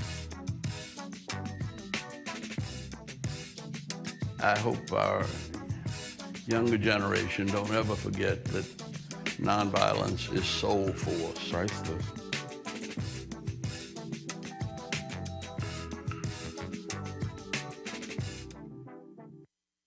Hello, I'm Nina Turner. My grandmother used to say, all you need in life are 3 bones. The wishbone to keep you dreaming, the jawbone to help you speak truth to power, and the backbone to keep you standing through it all.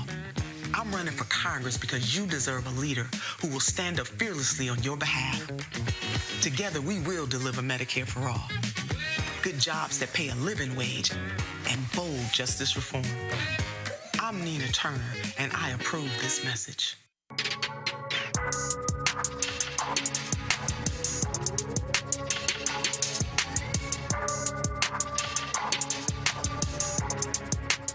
How's this Essence been for you? It's been good, man. It's been good. I've been in this for 39 years. Gospel, sing gospel, platinum, Grammy. And it took Snoop Dogg to bring me on stage, on the big stage. I finally made it. My man Snoop. Love you, man. So how did that whole thing come about? It started with the Bible of Love. And it actually started years before that. Maybe, man, it was a BET Awards show. We bumped into each other about Man, it had to be 12, 13 years ago. I might have still been with commission. And he said, man, I'm doing a gospel album, and probably right at the Up in Smoke tour. He said, I'm doing a gospel album, man, under the shadow of the Almighty God. And I was like, okay, cool. But he was sincere about it, because he looked me in my eye and told me, and we didn't even know each other. Now, almost 15-something years later, he's really starting to do it. And man, all of a sudden, he said, man, I want you to be a part of it, man. Would you hear this? You know, would you hear this song? And I had Jesus in it so many times, man, and I talked to him. Man, his heart was so sincere about it. He said, man, I'm still working on me, man. You know, he wasn't trying to front. He said, I'm still working on me, man. I've been blessed with so many second chances, man. I heard, I said, I'm in. And so when we did the record, he said, man, would you do this with me? I want to have you on Essence. I'm like, yeah, man, I'm in, whatever you need. And to have John P. Key, then Kirk Franklin. I mean, that was, and again, if you're in the audience, you're going, hold up, I'm watching all of them with Snoop Dogg? That's right, that's right. And you know what the beautiful thing is? I'm glad you're watching me with him. You know, because I got a chance to sing to his audience, to an audience that wouldn't normally come and see me. No weapon formed against me shall prosper. It won't work. And we're blessed in the city. And I got a chance to minister. He pulled me on his set. He took the last 30 minutes of his set and gave it to us. I said, man, nobody does that unless they touch by God. And then, of course, you got those haters, those critics, and you address them. Absolutely. You know, man, because I got a firestorm on Facebook, man. I mean, they ripped me from top to bottom. But see, I'm 57 now. I don't give a flip. And I've said flip. Yes, we got it on tape. You know that. But my thing is this, man, I have been living fearful of doing things for God in the past. I've walked away from because with the saints, man, listen, the Bible says everything that have breath, praise the Lord. Sincerely. It don't mean people that are wrong, but that man is sincere. And that's my dude. You know, we don't hang. Like me and Snoop don't just hang out at the dog pound. Hey, what's up? I'm coming over, dude. We've never hung before. But when it comes to this, man, I'm like, dude, I'm with you. And whatever criticism that you have to take, I'll take it. I'll gladly take this, and I have no care about it. Now, the Clark sisters, they was like, Fred, dude, they just talk about us in the sense. I said, man, you understand.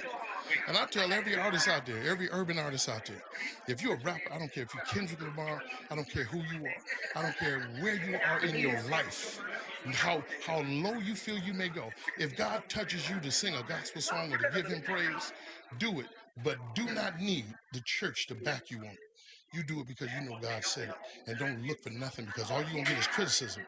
I'm with you. I'll rock with you. But don't worry about it. Do what God told you to do, because trust me, he's talking to you. Man, leave them knuckleheads alone. There you go, Fred Hammond. Love you, always. Man. This is my man. I love this dude to death, man. I love him, man. Baby. I appreciate it. Everybody, this is your man, Fred Hammond, and you're watching Roland Martin, my man, Unfiltered.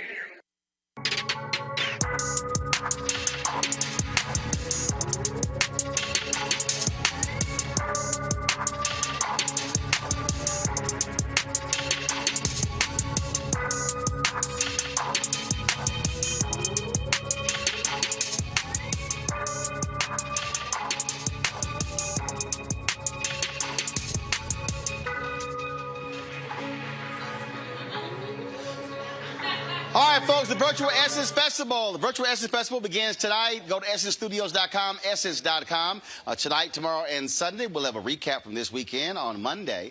And then, of course, next weekend, July 2nd through the 4th, and we'll have a recap on July 5th. So, again, the Essence Live Loud virtual experience taking place at essencestudios.com and essence.com. And so we surely appreciate the folks at Coca-Cola partnering with us to get the word out about that. All right, folks, when we talk about the issues of poverty and violence and all that sort of stuff, you can't ignore the reality of education. My next guest was longtime Chancellor of City College of Chicago, also president of Chicago State University, educator for a whole lot of years. He might know a little something about this whole issue. Glad to see Dr. Wayne Watson. What's up, man? How you doing?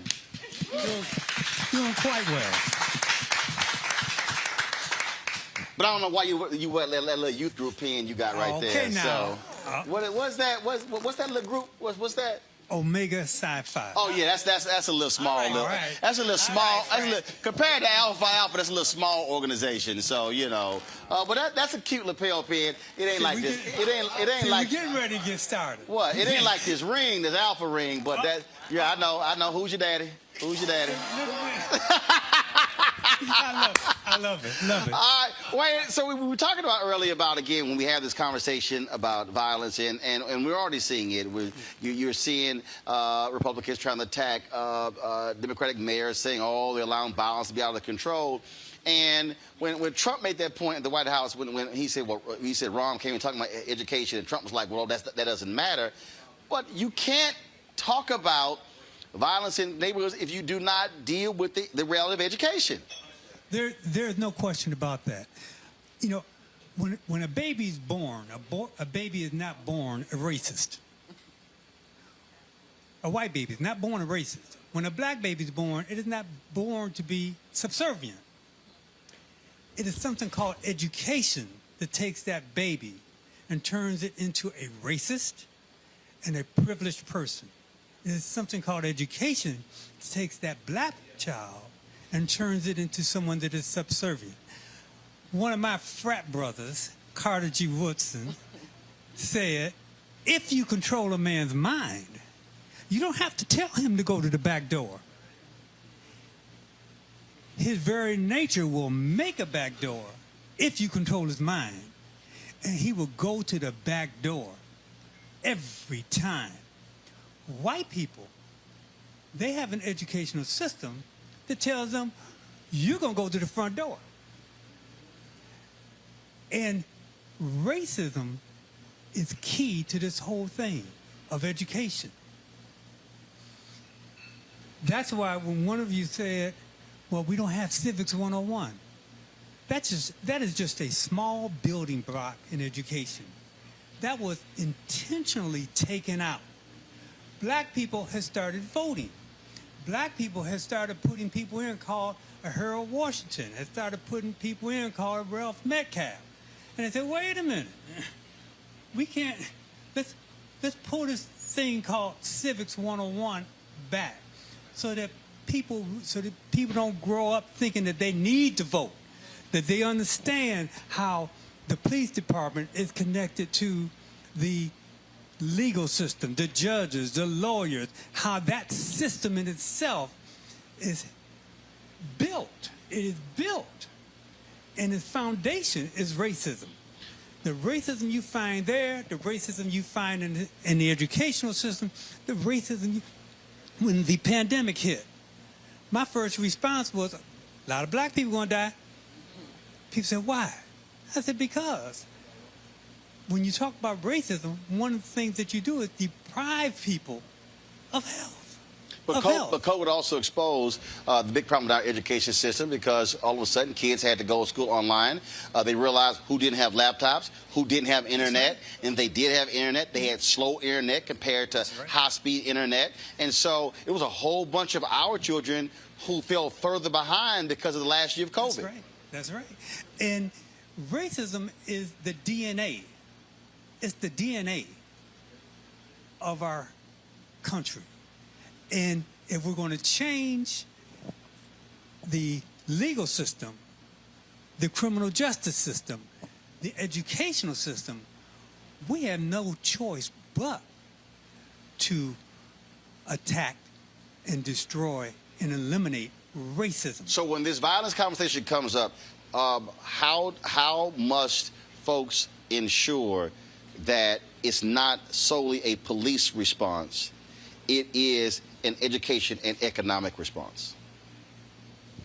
It starts, and my children and my wife will tell you, when a young black child gets shot, I feel bad. And the first one was, well, why? Because I feel as though I, as an educator, I am indirectly or directly responsible for that child being shot. Because if the policeman had been properly educated, he would not have shot that child. If the young brother who was doing a drive-by had been educated, he or she would not have shot that child. All right? There's one common denominator that you're going to find with a lot of these statistics as to these shooters, you know, within our own race where we kill each other. 99% of them do not have a job. And 90% of the people who are sitting in prisons are illiterate. And that is not by accident. That is not by accident.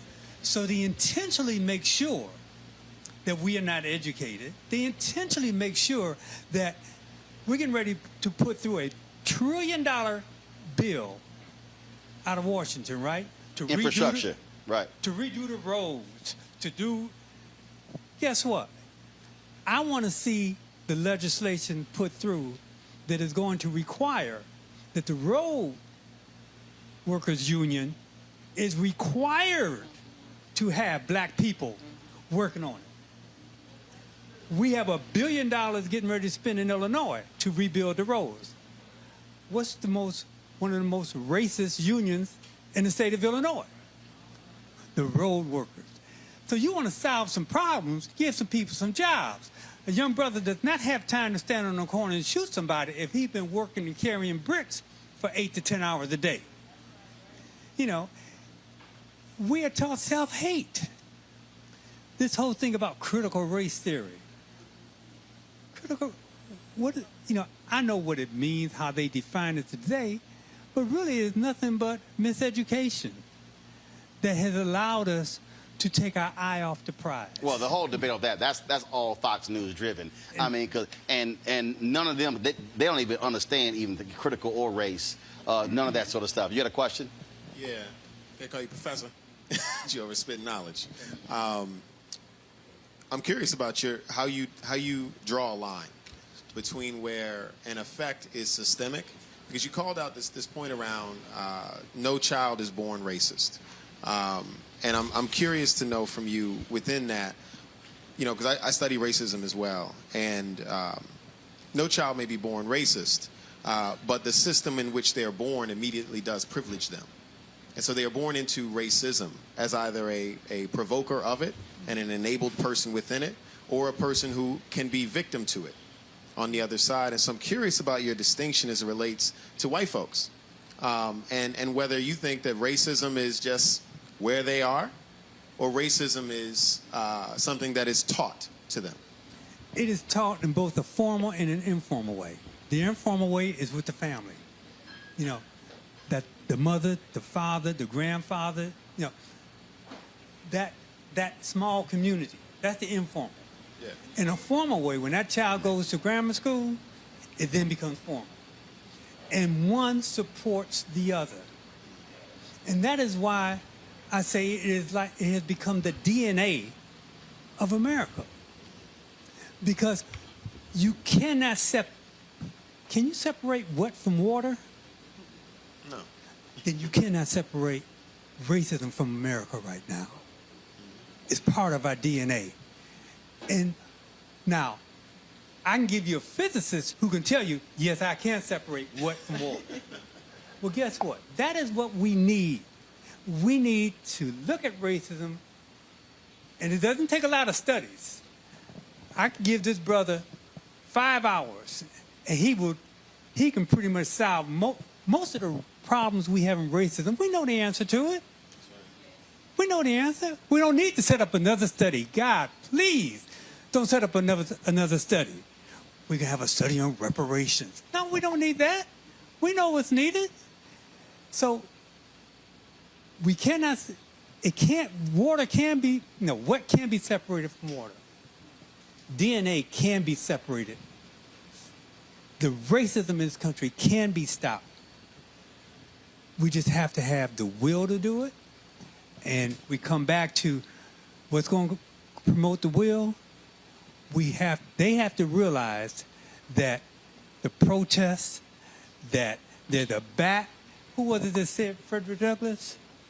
Power concedes nothing without what? Demand. Never have, never will. Without demand.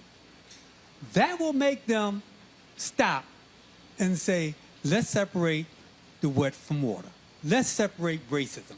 So you talked a little bit about how it hurts you when you see violence, right?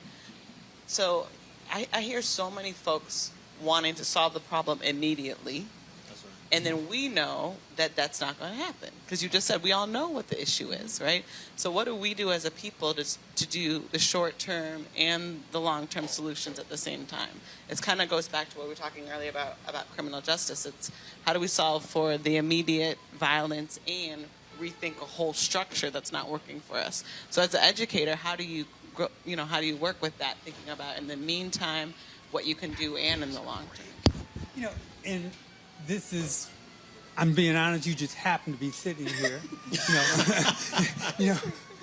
We have to put the Kim Foxes in. That's right. To stick the finger in the boat to keep it from sinking right now. Mm-hmm. All right? But we have to put the Chris Welch's in. Mm-hmm. All right? Mm-hmm. We like him too. So that they can stick the finger in the boat to keep it from sinking right now. But we also must put the support mechanisms. Yep. We must put the stability mechanisms so that she doesn't think that every little decision she makes, she's going to get fired tomorrow. Mm-hmm. The same thing with Chris. Mm-hmm. All right? One of the best things that happened to me, I was the vice chancellor in the city colleges of Chicago, and a guy named Harold Washington said, we're going to give you tenure. And everybody said, what are we giving him tenure for?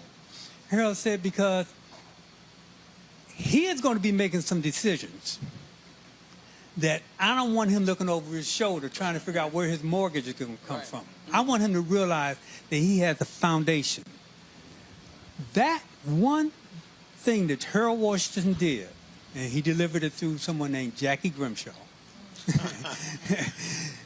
that he did, gave me the foundation to make decisions as a chancellor, not based on fear, not based on my mortgage, but based on, I knew I had a support system to make the right decision of integrity. So I could think long term as well as stick my finger in there to keep the boat from sinking. And that's what this system needs. That's what Chris needs. We have to give them support. I knew that if anyone came at me as the chancellor, I had an entire black community that was going to come to my rescue. Chris must know that. She must know that. All right? And they must have the dollars and the support and the ability to, within a short period of time, to bring some people to, as Roland said, protest, demand. When they look behind Kim, they need to be able to see 500,000 people. They don't see Kim. When they look behind Chris, they need to see 500,000 people. That's what they fear. They don't fear Chris. They don't fear Kim. They didn't fear me. They feared the community I had behind me. They feared a Melody Span. They knew that if they messed with the chancellor at that time, that WVON was going to light up. Right. Okay? Right. It was going to light up. And as a result, what have they done? They learned from that. They said, we're going to control the media. Black media. Mm-hmm. Black media. Mm-hmm. What did the city colleges of Chicago lose in the last 6 years? TV station. TV station. How did city college, a TV station that had won 3 Emmys. But a TV station with a strong enough signal that could be seen all over. It went to Wisconsin, Michigan, Indiana. But yet Rahm Emanuel and the then chancellor, Cheryl, I forgot her last name, Cheryl Hyman, they sold it. They sold it. And to this day, you cannot find out who they sold it to, Roland. Are you serious? Find out. You trying to make me do some work now? No. I'm going to find out. No, because guess what? Because I wanted that TV station to go to a Melody Span. I wanted that TV station to go to you. I wanted that TV station to go to Don Jackson. Because if that TV station had not been sold and kept within the City College of Chicago, we could have controlled the message. Or if it was going to be sold and was sold to black people, we could have controlled the message. I'm going to make you angry. It was sold for $14.5 million. In Chicago? In Chicago. That's a steal. In Chicago. A station with that signal, that's a $200 million purchase. No question about it. No question about it. But yet there was no investigation of it. Oh yeah, we're going to have to find that one out. See, unfiltered. We're going to find that one out. Did I answer your question? You know about Monday. We're going to know who the hell bought that station to let you know. See now you gave us a perfect segue because I got to bring in Melody next because again that's a part of the deal because the thing that we constantly talk about is how all of these things are intertwined, and our responsibility is to connect the dots to get folks to understand that, which is what we try to do on the show all the time. Man, good seeing you. Love you, brother. Tell your children I said what's up.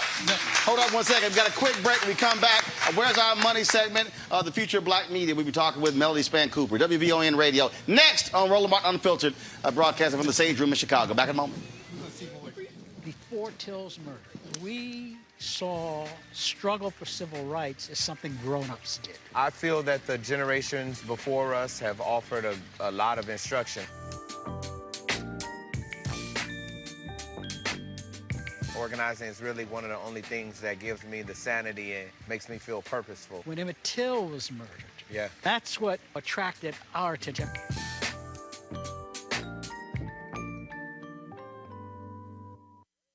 When you study the music, you get Black history by default.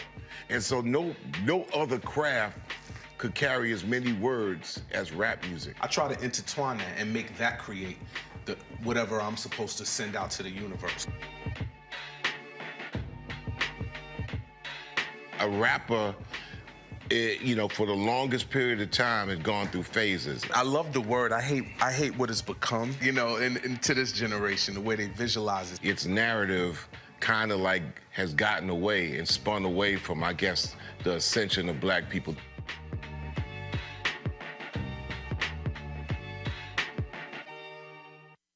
Hello, everyone. I'm Godfrey, and you're watching Roland Martin Unfiltered. And while he's doing Unfiltered, I'm practicing the wobble.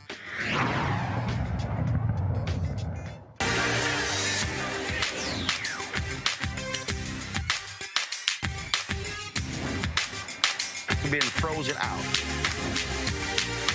Facing an extinction level event.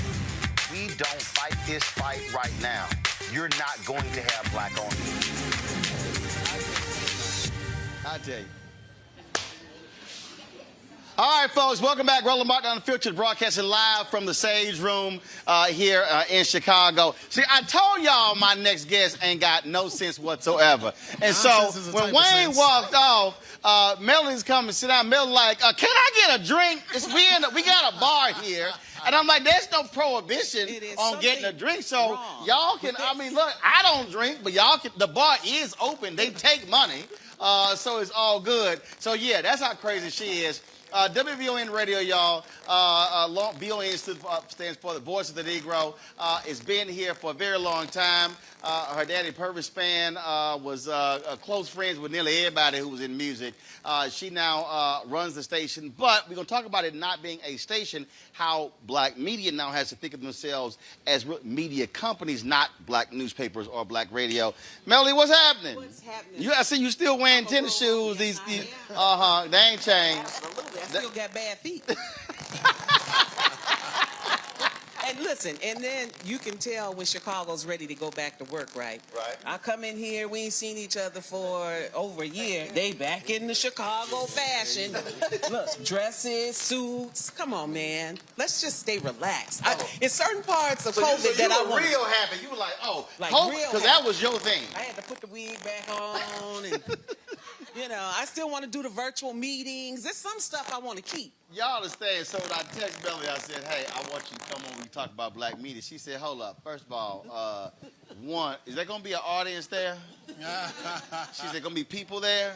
She's like, okay, this going to be live, too, with lights and everything? Right. So I knew. So when she like, I mean, she got to get her hair done. Or put my hair on. First of all, so much has changed. I spent 6 years here, 2004, 2010, so I've been gone now 11 years. Oh, absolutely. What has changed in terms of black-owned media in this city? Because, look, Chicago Defender, not even arguably the most historic black newspaper in the country, Ebony Jet.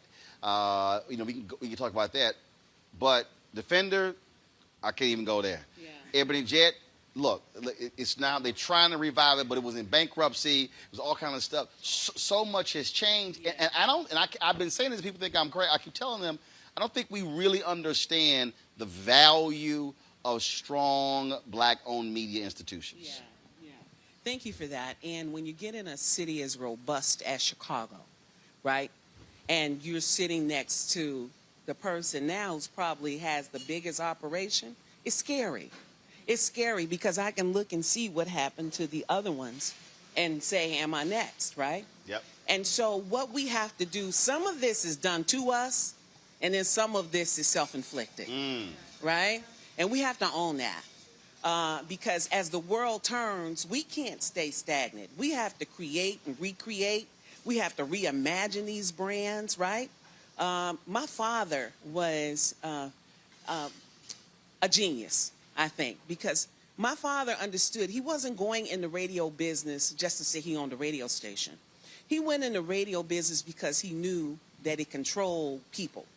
He knew that it moved people, that once you could get a hold of these properties, that it was about the movement of people, right?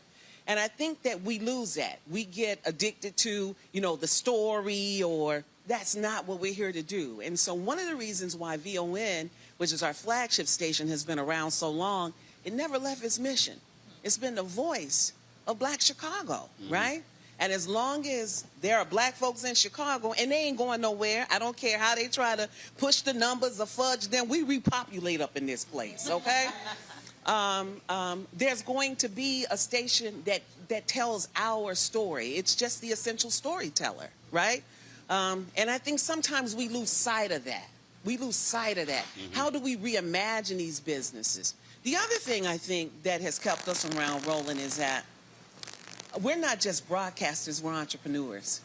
And we're in a city by the sheer fact of how it's built, its segregation, starts movements that people can't capture. It's the thing that makes us powerful and then also kind of messes us up, But you can't find a city like Chicago where black folks start at 22nd and go all the way to 280th. It just don't happen in other places. People look for black towns and Negro towns and soul town. Well, hell, this is it, right? With such a wide swath of people, and that's just on the south side. So when we understand our power, that's what we speak. Truth to power. We understand our power. Kim Foxx is sitting here as a re-elected state's attorney. They threw everything at her. Everything. They couldn't, everything. $15 million. Couldn't understand that movement. Can't understand that movement. So when we as a people, not just in Chicago, but around the world, really understand our power. Wow. That's why I love what you do. Because you crazy. You just say anything, do anything, want to fight all the time, want to investigate, but you're an agitator. And that's what we have to do on behalf of our people. We have to agitate. And that's why we're still here. So I think that, part of the thing that's a struggle for a lot of people today is they really don't have an historical understanding of what black media did to bring us to present day. Yeah. And when I've said this publicly, when I've said that my fear is what we will look like 30, 40 years from now, I said we will rue the day if we do not have strong black-owned media. Yeah. I said when you're gonna have to go ask somebody else, can you please tell our story? I said no. I said trust me, you do not want that. People don't want to own up to it, but there is a difference in not having a significant Ebony and Jet. Absolutely it is. Absolutely. There is a difference. I'll give you another good example. When was the Emancipation Proclamation signed? 18. When did they find out they were free? Well, other folks found out. Texas found out 2.5 years later. But yeah, it took a while. Okay, took a while. Couldn't press a button. There was no media. Now, think about it.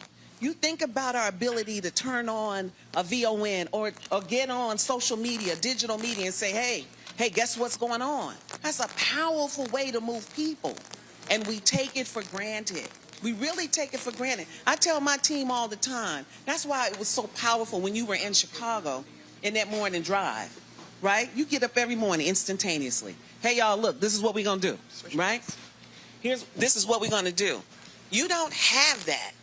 You don't have that ability to do that in markets where people have to be a little more concerned about what they say. Right. A little more controlled, right?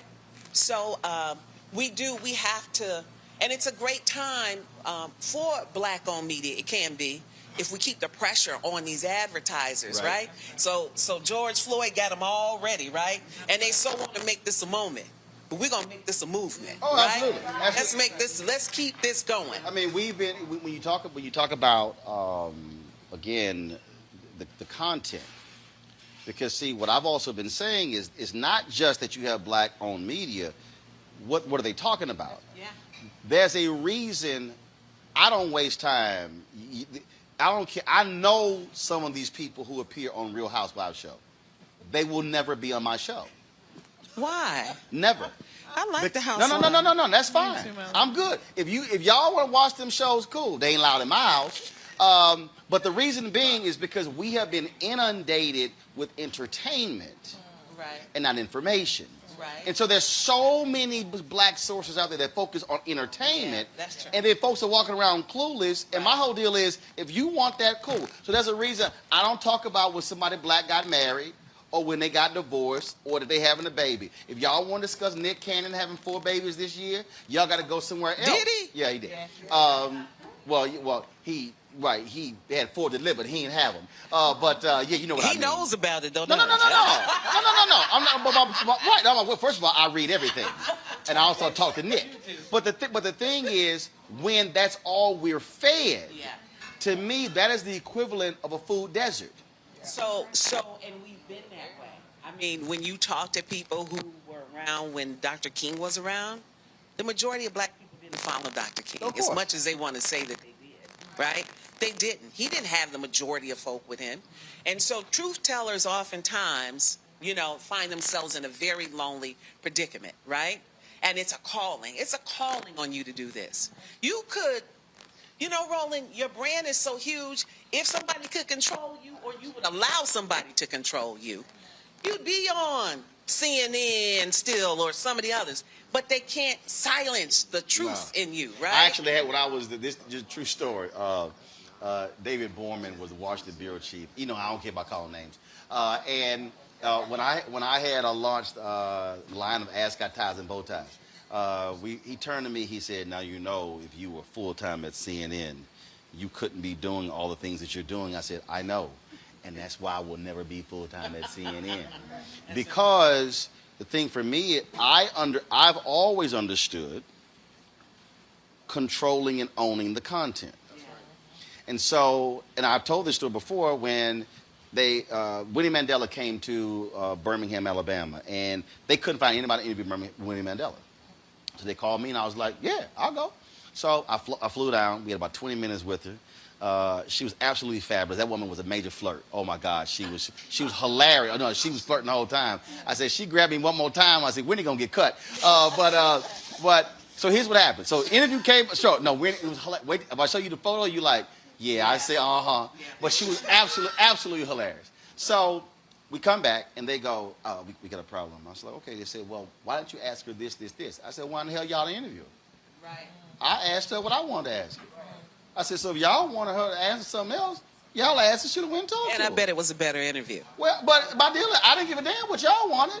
And so then they said, "Well, we're not gonna run the interview." I'm like, "All right." So I went to the president of the network, John Klein. I was like, "Yo, you folks in Atlanta are not gonna run an interview. Give me the damn interview. I'm gonna run on my TV One show this weekend." And we did. When Winnie dies in 2018, we restreamed the interview. Yeah. The only reason you can see me interviewing Winnie Mandela is because I had a black-owned outlet that I controlled as the host and managing editor to air it on. If not, that interview would be sitting on a tape, on a shelf in Atlanta, never seen.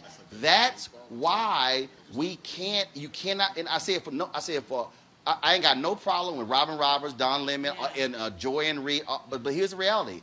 They do not control their shows. They have to ask permission. And not only that, Roland, there's so much content out here that is held by these major conglomerates that they're not even using, that becomes so relevant to what we're doing. Right? That we can put out, get much more press, more eyeballs watching them, or ears listening to them. They don't even get it. They do not get it. So, Melody. Yes, Alex. You have been able to really survive, and you are the big name. How do you feel about new media in this new day and age, especially for millennials? And how do you look at publications like Tribe? Does it give you love them? Pride? I love them. I mean, we get topics from them. I mean, they become, a pipeline to us, right? And as I said, Alex, the world has to change. We can't sit in just these traditional spaces and expect to reach the masses of people, right? Young people, millennials coming up, wherever you need to reach them, reach them. Reach them, right? You don't have to do something that is not authentic in reaching them, but figure out a way. The best thing I think that we can do is what our friend Melody Hobson talked about. I'll never forget, Time Magazine started doing these 100 conversations, and she started talking about reverse internships. You teach me. You look at me often, Alex does, and she'll call and, ask advice and stuff. But I'm getting advice from Alex now, right? And we have to be intelligent enough to say, hey, there's some things that I've been doing for a long time that may not be good anymore. I want young people around me because I get to stay young, right? And that is where so many of us lose it. We think that we know everything. We think there's only one way to do. No, that's not true. And if you're not going to stay relevant, you're not going to stay in this business. Yeah. I ain't been taught a damn thing about millennials. No, I'm just messing. Look, Ain't nothing wrong with the millennials. Ain't nothing wrong with the millennial. But also I tell them you can't YouTube everything because when you out in the field and the internet don't work, you got to figure that sucker out. We have Roland. some. YouTube is a little old now. No. I'm talking about. Trust me, we have these battles all the time because what'll happen is folks be like, oh, I can look it up, and I'm going, no. Trust me. There's gonna be a moment when you can't look something up, or you got to figure that thing out. I said, ain't no manual for everything. You printing out the map quests? Huh? You printing out the map quests? Guess what? What happened? What happened when the internet go down? Now you like, damn, I don't know. I can't turn left. I can't. You don't know no monuments. You don't know what. It's just like my husband Pierre. We went to Popeyes, and the computer went down. The baby couldn't even give us a change. She's like, Pierre was like, give me back $4.60. What are you doing? Right? Right. That's so. Yeah. So we have a lot of these back and forth because what I always say to the next generation is you might know how to use the tool, but do you know how to weaponize the tool? So just because you know how to shoot the camera, just because you know how to use that camera, can you get into the room when nobody else can get in?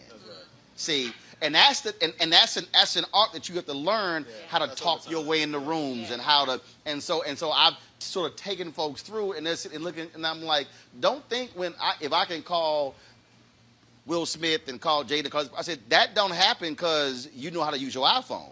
You got to learn how to create a connection and relationship, and teaching folks that. Yeah. You had a question for Melanie? No. I was just thinking about the fact that as a people, we're so creative and quick. And I think about things like Black Twitter. I think about just how we're the first to do it and then other folks replicate it. And I just think Black media can be some of the first to do that too on a new wave and really break into it. But I think what we got to do though is we got to stop being defined by white validation. Mm-hmm. Especially when we're the ones setting the trends. Right. See, that's just it. See, let me be real clear. Let me be real clear. I saw that VON. There were things that other Black targeted stations would do that folks would jump and embrace. VON, and then would be like, well, this happened. It really wasn't this. It really wasn't that. I'm like, hold up now. Right. And trying to walk people through that. And that's a real deal. When Wayne talked about self-hate, there is self-hate even with our own media. And we have to deal with that a whole lot with some folks. Look at what Kim like. Oh, what, did I strike a nerve on that self-hate? She like, let me just go ahead and hit my drink. Let me go ahead. We're going to avoid the media for State Attorney Fox. Well, actually, what I will say, what I've appreciated about VON is that in a city like Chicago, you know, my tenure has been rocky in the mainstream media, and there had been an attempt to define what the people wanted around criminal justice. And if you read certain publications, it would be a totally different narrative. You don't win an election, to Alex's point. My last election, my opponent spent $15 million. Of his daddy's money. $15 million of his billionaire father's money. And if the local outlets were endorsing that, and VON, I knew what they cared about. And they were unapologetic about come and talk about the issues that matter to us. And what I will say, and I guess that's my question, is how do you, in a city like Chicago, where journalism has been like under attack and dwindling, the Tribune is now a shell of itself just in the last newspapers, and how the maintaining relevancy and authenticity, how have you been able to strike that balance? Because it is the authenticity of VON that I think keeps your audience doesn't waver because they know what they're getting. How do you do that in a changing landscape? Well, you build trust. See, our audience knows that we're not going to sell them out. If you got a campaign, Kim, it's okay. You ain't got to come to VON. We got you, right? And anybody that comes up in there that wants to say, as a matter of fact, we invite guests on just to get them on your behalf. You know, you don't even have to know that. But you come from a city where there was this activist media. We were activists. Lou Palmer. I mean, you know, we have a legacy of Vernon that, Jarrett. right? Vernon Jarrett. So many of them, Chuck right, Stone. Roland? Yes, right. Lerone Bennett. Yes. Simeon Come on Booker. now. Come on now. Ethel Payne. Thank you. Right. Ida B. Wells. Right. So we never leave Claude that. Burnett. We cannot be bought. And here's the thing. We are not in it for the same reason some of these stations that the majority of us listen to are in it for. Right? We didn't start like that. And my dad always said, you're not going to finish like that, right? You remember, it's to move the people. It ain't to move all people, but to move the people. 97% of VON listeners vote. They don't care. They going to the polls. They on other stations begging them to go to the polls. These people like, now, they're calling on election day. Now, what was that judge name? You follow me? So that's a powerful thing. And here's the problem. We talk about respect of that. And I tell these advertisers that all the time. During election time, you can't buy a spot on VON, right? The same station that they say don't have any numbers, don't have any listeners, on election time, they know they got to come there. There you go. But the clients can't. Right. You can't figure out outside of election time that we able to sell some hair care products, and you understand what I'm saying? So what I love about what we do and what allows me to get up energized every day is we're doing it for our people. That's See, right. I'm not confused about our people. That's right. I love our people. I'm not confused that you're down there representing us, right? You're not going to always get it right, but you the baddest thing I know. You look like me, right? You represent my interests.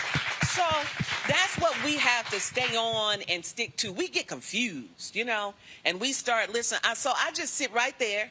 Tribune can do whatever they gonna want. And I have had my challenges. And no business person has not had challenges, right? That's right. But I'm very clear that I'm representing a community that's strong, that's vibrant. Listen, Chicago might have a black eye. Still ain't no city like Chicago in terms of black folks. When you think of what even has come from here, right? Right, Roland? When you were here, the power of the connectivity, because it's such a big city, but it's a small town. Everybody knows everybody here you can connect with. And from that, we make movements, and we're able to get things done. So I'm very proud to be local, right? And to be in a city like this that embraces a station that's really older than me. The station's damn near 60 years old. But my dad say, as long as you can control the people and stay and stay focused on how you started. Who are you? The voice of the Black Chicago. That's it. That's it. It's also important because I appreciate, again, Kim coming on my show and coming on VON, because that's the other piece that I'm always telling, especially any black elected official, black folks in corporate America. Don't sit here and run the white media, and then you want to ignore us when you get your ass in trouble. Right? No, but I'm saying, but you've had to do like I've had to do, pull some folks aside and say, let me holler at your ass for a second. Look, you don't even have to pull them aside. Smoke them out. Right. Smoke them out, baby. There's nothing more powerful than that microphone. That's why. Nothing. That's why. So right now, Speaker Nancy Pelosi's staff is pissed off at me because no, we've been asking her for a whole year to come on. In the last year, Schumer's been on 4 times. I've had on Clyburn. Every Democratic presidential candidate, including Biden and Harris, Sanders and Warren, all of them. A whole line of folks. I'm like, a whole year y'all can't find those 7 minutes? Right. And so they upset because I've been putting these graphics out. Where's Nancy? Yeah, I'm gonna show y'all. Y'all know I'm ignorant. I don't care. I'm gonna sit here and dog you. No, I'm gonna show you. I don't care. And then they literally somebody reached out to them and somebody said, well, does he think by doing this, that we gonna accept this? And I was like, it don't matter until she showed the hell up. And then she did an interview with April Ryan, and I celebrated that. I said, that's cool, but that's one. You got to do everybody. Yeah. I said, but you can't be ignoring black media. Yeah. And that's the whole deal. But I'm not going to name the person. I ain't going to name the person. Ooh, I want to name the person so bad because he'll cap him. But I ain't going to name the person. But there was somebody black who would always want to come on the station when they would come to town. He would come to town. But Chicago? He wouldn't return your phone calls, and one day, y'all, he was booked to come on the air, and you went into the control room and like, his ass, and you know, remember you know. I will put people out, though, you said first of all, you said y'all can't put him on the air till he talked to me, and then you got him online and you straight cussed him out and said, don't you come to my city and always come on my station, but when I call you, you don't return my phone calls. Oh, I remember. Who was it? I can't lean over. I got a lavalier microphone on.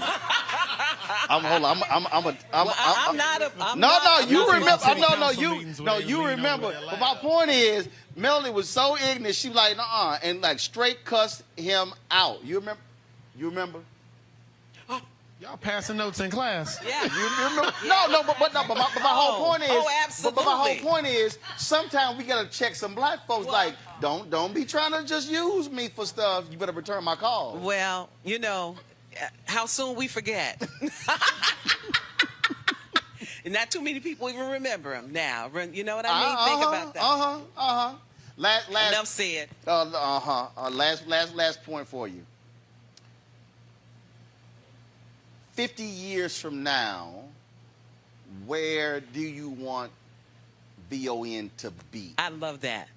I want to sell VON to the next person who God wants to have it. We're not building these companies. We have a Spanish radio station now, and I get that OTT platform, VON TV. We're not building these things as institutions to our egos or to ourselves. When you are legacy building, it's about community. And God has made me in charge of this right now, but I'm not the only person that can do this.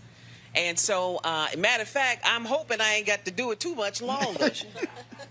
I mean, a girl would like a little free time, you know what I mean? Go out with my girlfriend and have a drink. But anyway, there are other talented people. We're bringing them up, Roland. We're teaching them. We're showing them that can take this company to the next level. My husband and I were talking, maybe we've taken it where we're supposed to take it. Who's next, right? And I think that's what we have to do as entrepreneurs. I think sometimes we stay at the party too long, right? And so there's other dynamic, talented people who are ready for next level. And so that's, in 50 years from now, if God will allow me to be here, I want to be somewhere on the beach with a vodka and tonic lime in my hand. Well, right? I would tell y'all this. Melly is absolute what she could rival Don King as being a hype man, as a hype woman, y'all. Because when I was here, I came to Chicago. I ran to run the Chicago Defender, and it was a trip because it was some Negroes in this city who were mad that I was here. They were protesting me, and they didn't realize how ignorant I was. I remember they were protesting me in front of the building, and everybody in the building was all scared. I was like, what the hell y'all scared for? Right. I said, go get me some subscription forms. And so this one dude who I had fired because he was stupid, he was sitting here passing out, he was passing out flyers talking about boycott the Defender. And I would walk up to the car, I'm like, move the other way. He a dumbass. Y'all should subscribe to the paper. I said, because they ignorant. And the rest of the people were like, I can't believe you're doing that. I said, man, I ain't scared of these fools. Right. And so Miller was like, I got to put your ass on the radio. And then Dr. Watson, he was just standing there. But I don't know if you remember this, but Dr. Watson did something so bold with his TV station when we had the first ever sit down with Reverend Jackson and Minister Farrakhan, right? And Dr. Watson put it on TV, and we allowed you to do the post discussion. Do you remember that? Yeah. And that was the first time I'd actually heard Roland on radio. And afterwards, I'm like, Uncle Roll, right? We were getting ready to go 24 hours, and it was this big thing about moving Cliff. Remember, from morning, I needed them to go afternoon, and you went in morning drive, and you killed it for us. And so I can't thank you enough. Your talents are just, to me, immeasurable. Your voice is so necessary in the plight for black, just not one city or the next or in the world, Roland. You have a big voice, and we want you to continue to do what you're doing. We got your back, and we really appreciate it. I had an absolute ball here. Had an absolute ball, and so it was always fun doing the show on WVON, being here at the Defenders. So those were 6 great years. It was just too damn cold here. I had to leave. It was too damn cold. It's too damn cold. I'm sorry. I got to go where the sun is. You got to get your coat from here. Yeah, I'm from Houston. No, damn it. I need sun, okay? I need sun, all right? And he's in D.C. Right. He's in D.C. That's where my stuff resides. I ain't never there. By the way, I talked to Jackie today. Okay. I ain't never. Talked to the whole family today. Call everybody. It's all good. She know. She there. That's she right. know I ain't there. I've been in New York, L.A., now Chicago in the past 5 days. Oh wow. That's right. No, we're gonna be on the move. Vaughn TV. Tell everybody what it is and where to watch it. So Vaughn TV is our new OTT digital platform. When you were talking about Cabrini Green, we got that show on there, 70 Acres in Chicago, the story of Cabrini Green. It's cultural content on purpose. You can find it on Roku, Apple TV Plus, and Amazon Fire. You need to tell Roland to give me some of that content to put on Vaughn TV. He's tripping. But we got some good stuff. And you can go to VON.TV and find it on your mobile devices. It's good stuff. It really is good stuff. She know I'm not. Everybody write Roland and tell him to give Vaughn TV some content. See, look at her. She know I'm not tripping. And see, she trying to throw that out there. See, y'all, she tried, y'all gonna have to wait 4 more weeks. Then y'all gonna know. Well, all right. We can still share content. We can still share content. I don't know what to talk about. Okay. Because you told me you taught me get paid for the content. And I don't drink, so it won't. Bach and tonic, I can't get paid in alcohol. I was going to say, I can't get paid in alcohol. Cash. I can't get. Folks, that is it for us. Let me thank everybody. Kitty Johnson. We were at the Bureau at the Sage Room today. I appreciate it. We wanted to bring the show on the road. I'm actually here for our National Association of Black Journalists board meeting, so that's why we're here. And so I said, what the heck? We're going to do the shows while we're here. We've done this other places as well, so y'all know we're going to continue doing that. And so next week, here's the deal. I'm not in studio next week, y'all, because we're literally moving. And so we're still going to have the show next week. But we're going to be completely virtual using the StreamYard platform. We're going to be debuting from our new space on July 5th. Trust me, I've already showed y'all the video. It's off the chain. What it looks like. We're literally we'll be located right there on Black Lives Matter Plaza in Washington, D.C. And so we're really looking forward to that, and so it's going to be great. We've got some fantastic things planned for everybody, and so y'all know how we roll, and so we got some good stuff that we're doing, and so we want y'all to also continue to support what we do. Join our Bring the Funk fan club. Of course, you know, every dollar you give goes to support this show. Cash App, $RM Unfiltered. Go ahead, pull it up, venmo.com/RM Unfiltered, PayPal, or paypal.me/R Martin Unfiltered. You also have Zelle, Roland at RolandSMartin.com. And so y'all can support us there as well. And of course, we always end the show every single Friday, showing all members who contribute to our show. So y'all can check that out. And so thank you so very much. I'll see you guys on Monday. Don't forget, we'll be live streaming tomorrow's rally, Black Voters Matter, from the nation's capital. So look for that. If you want to see all the events they've had for the past 7 days, just go to our YouTube channel. You will see it all there as well. Thanks to the crew here in Chicago. Thank you so very much. And everybody else here. Thanks a lot, y'all. I appreciate it. Y'all know how we always end the show. It's the same way.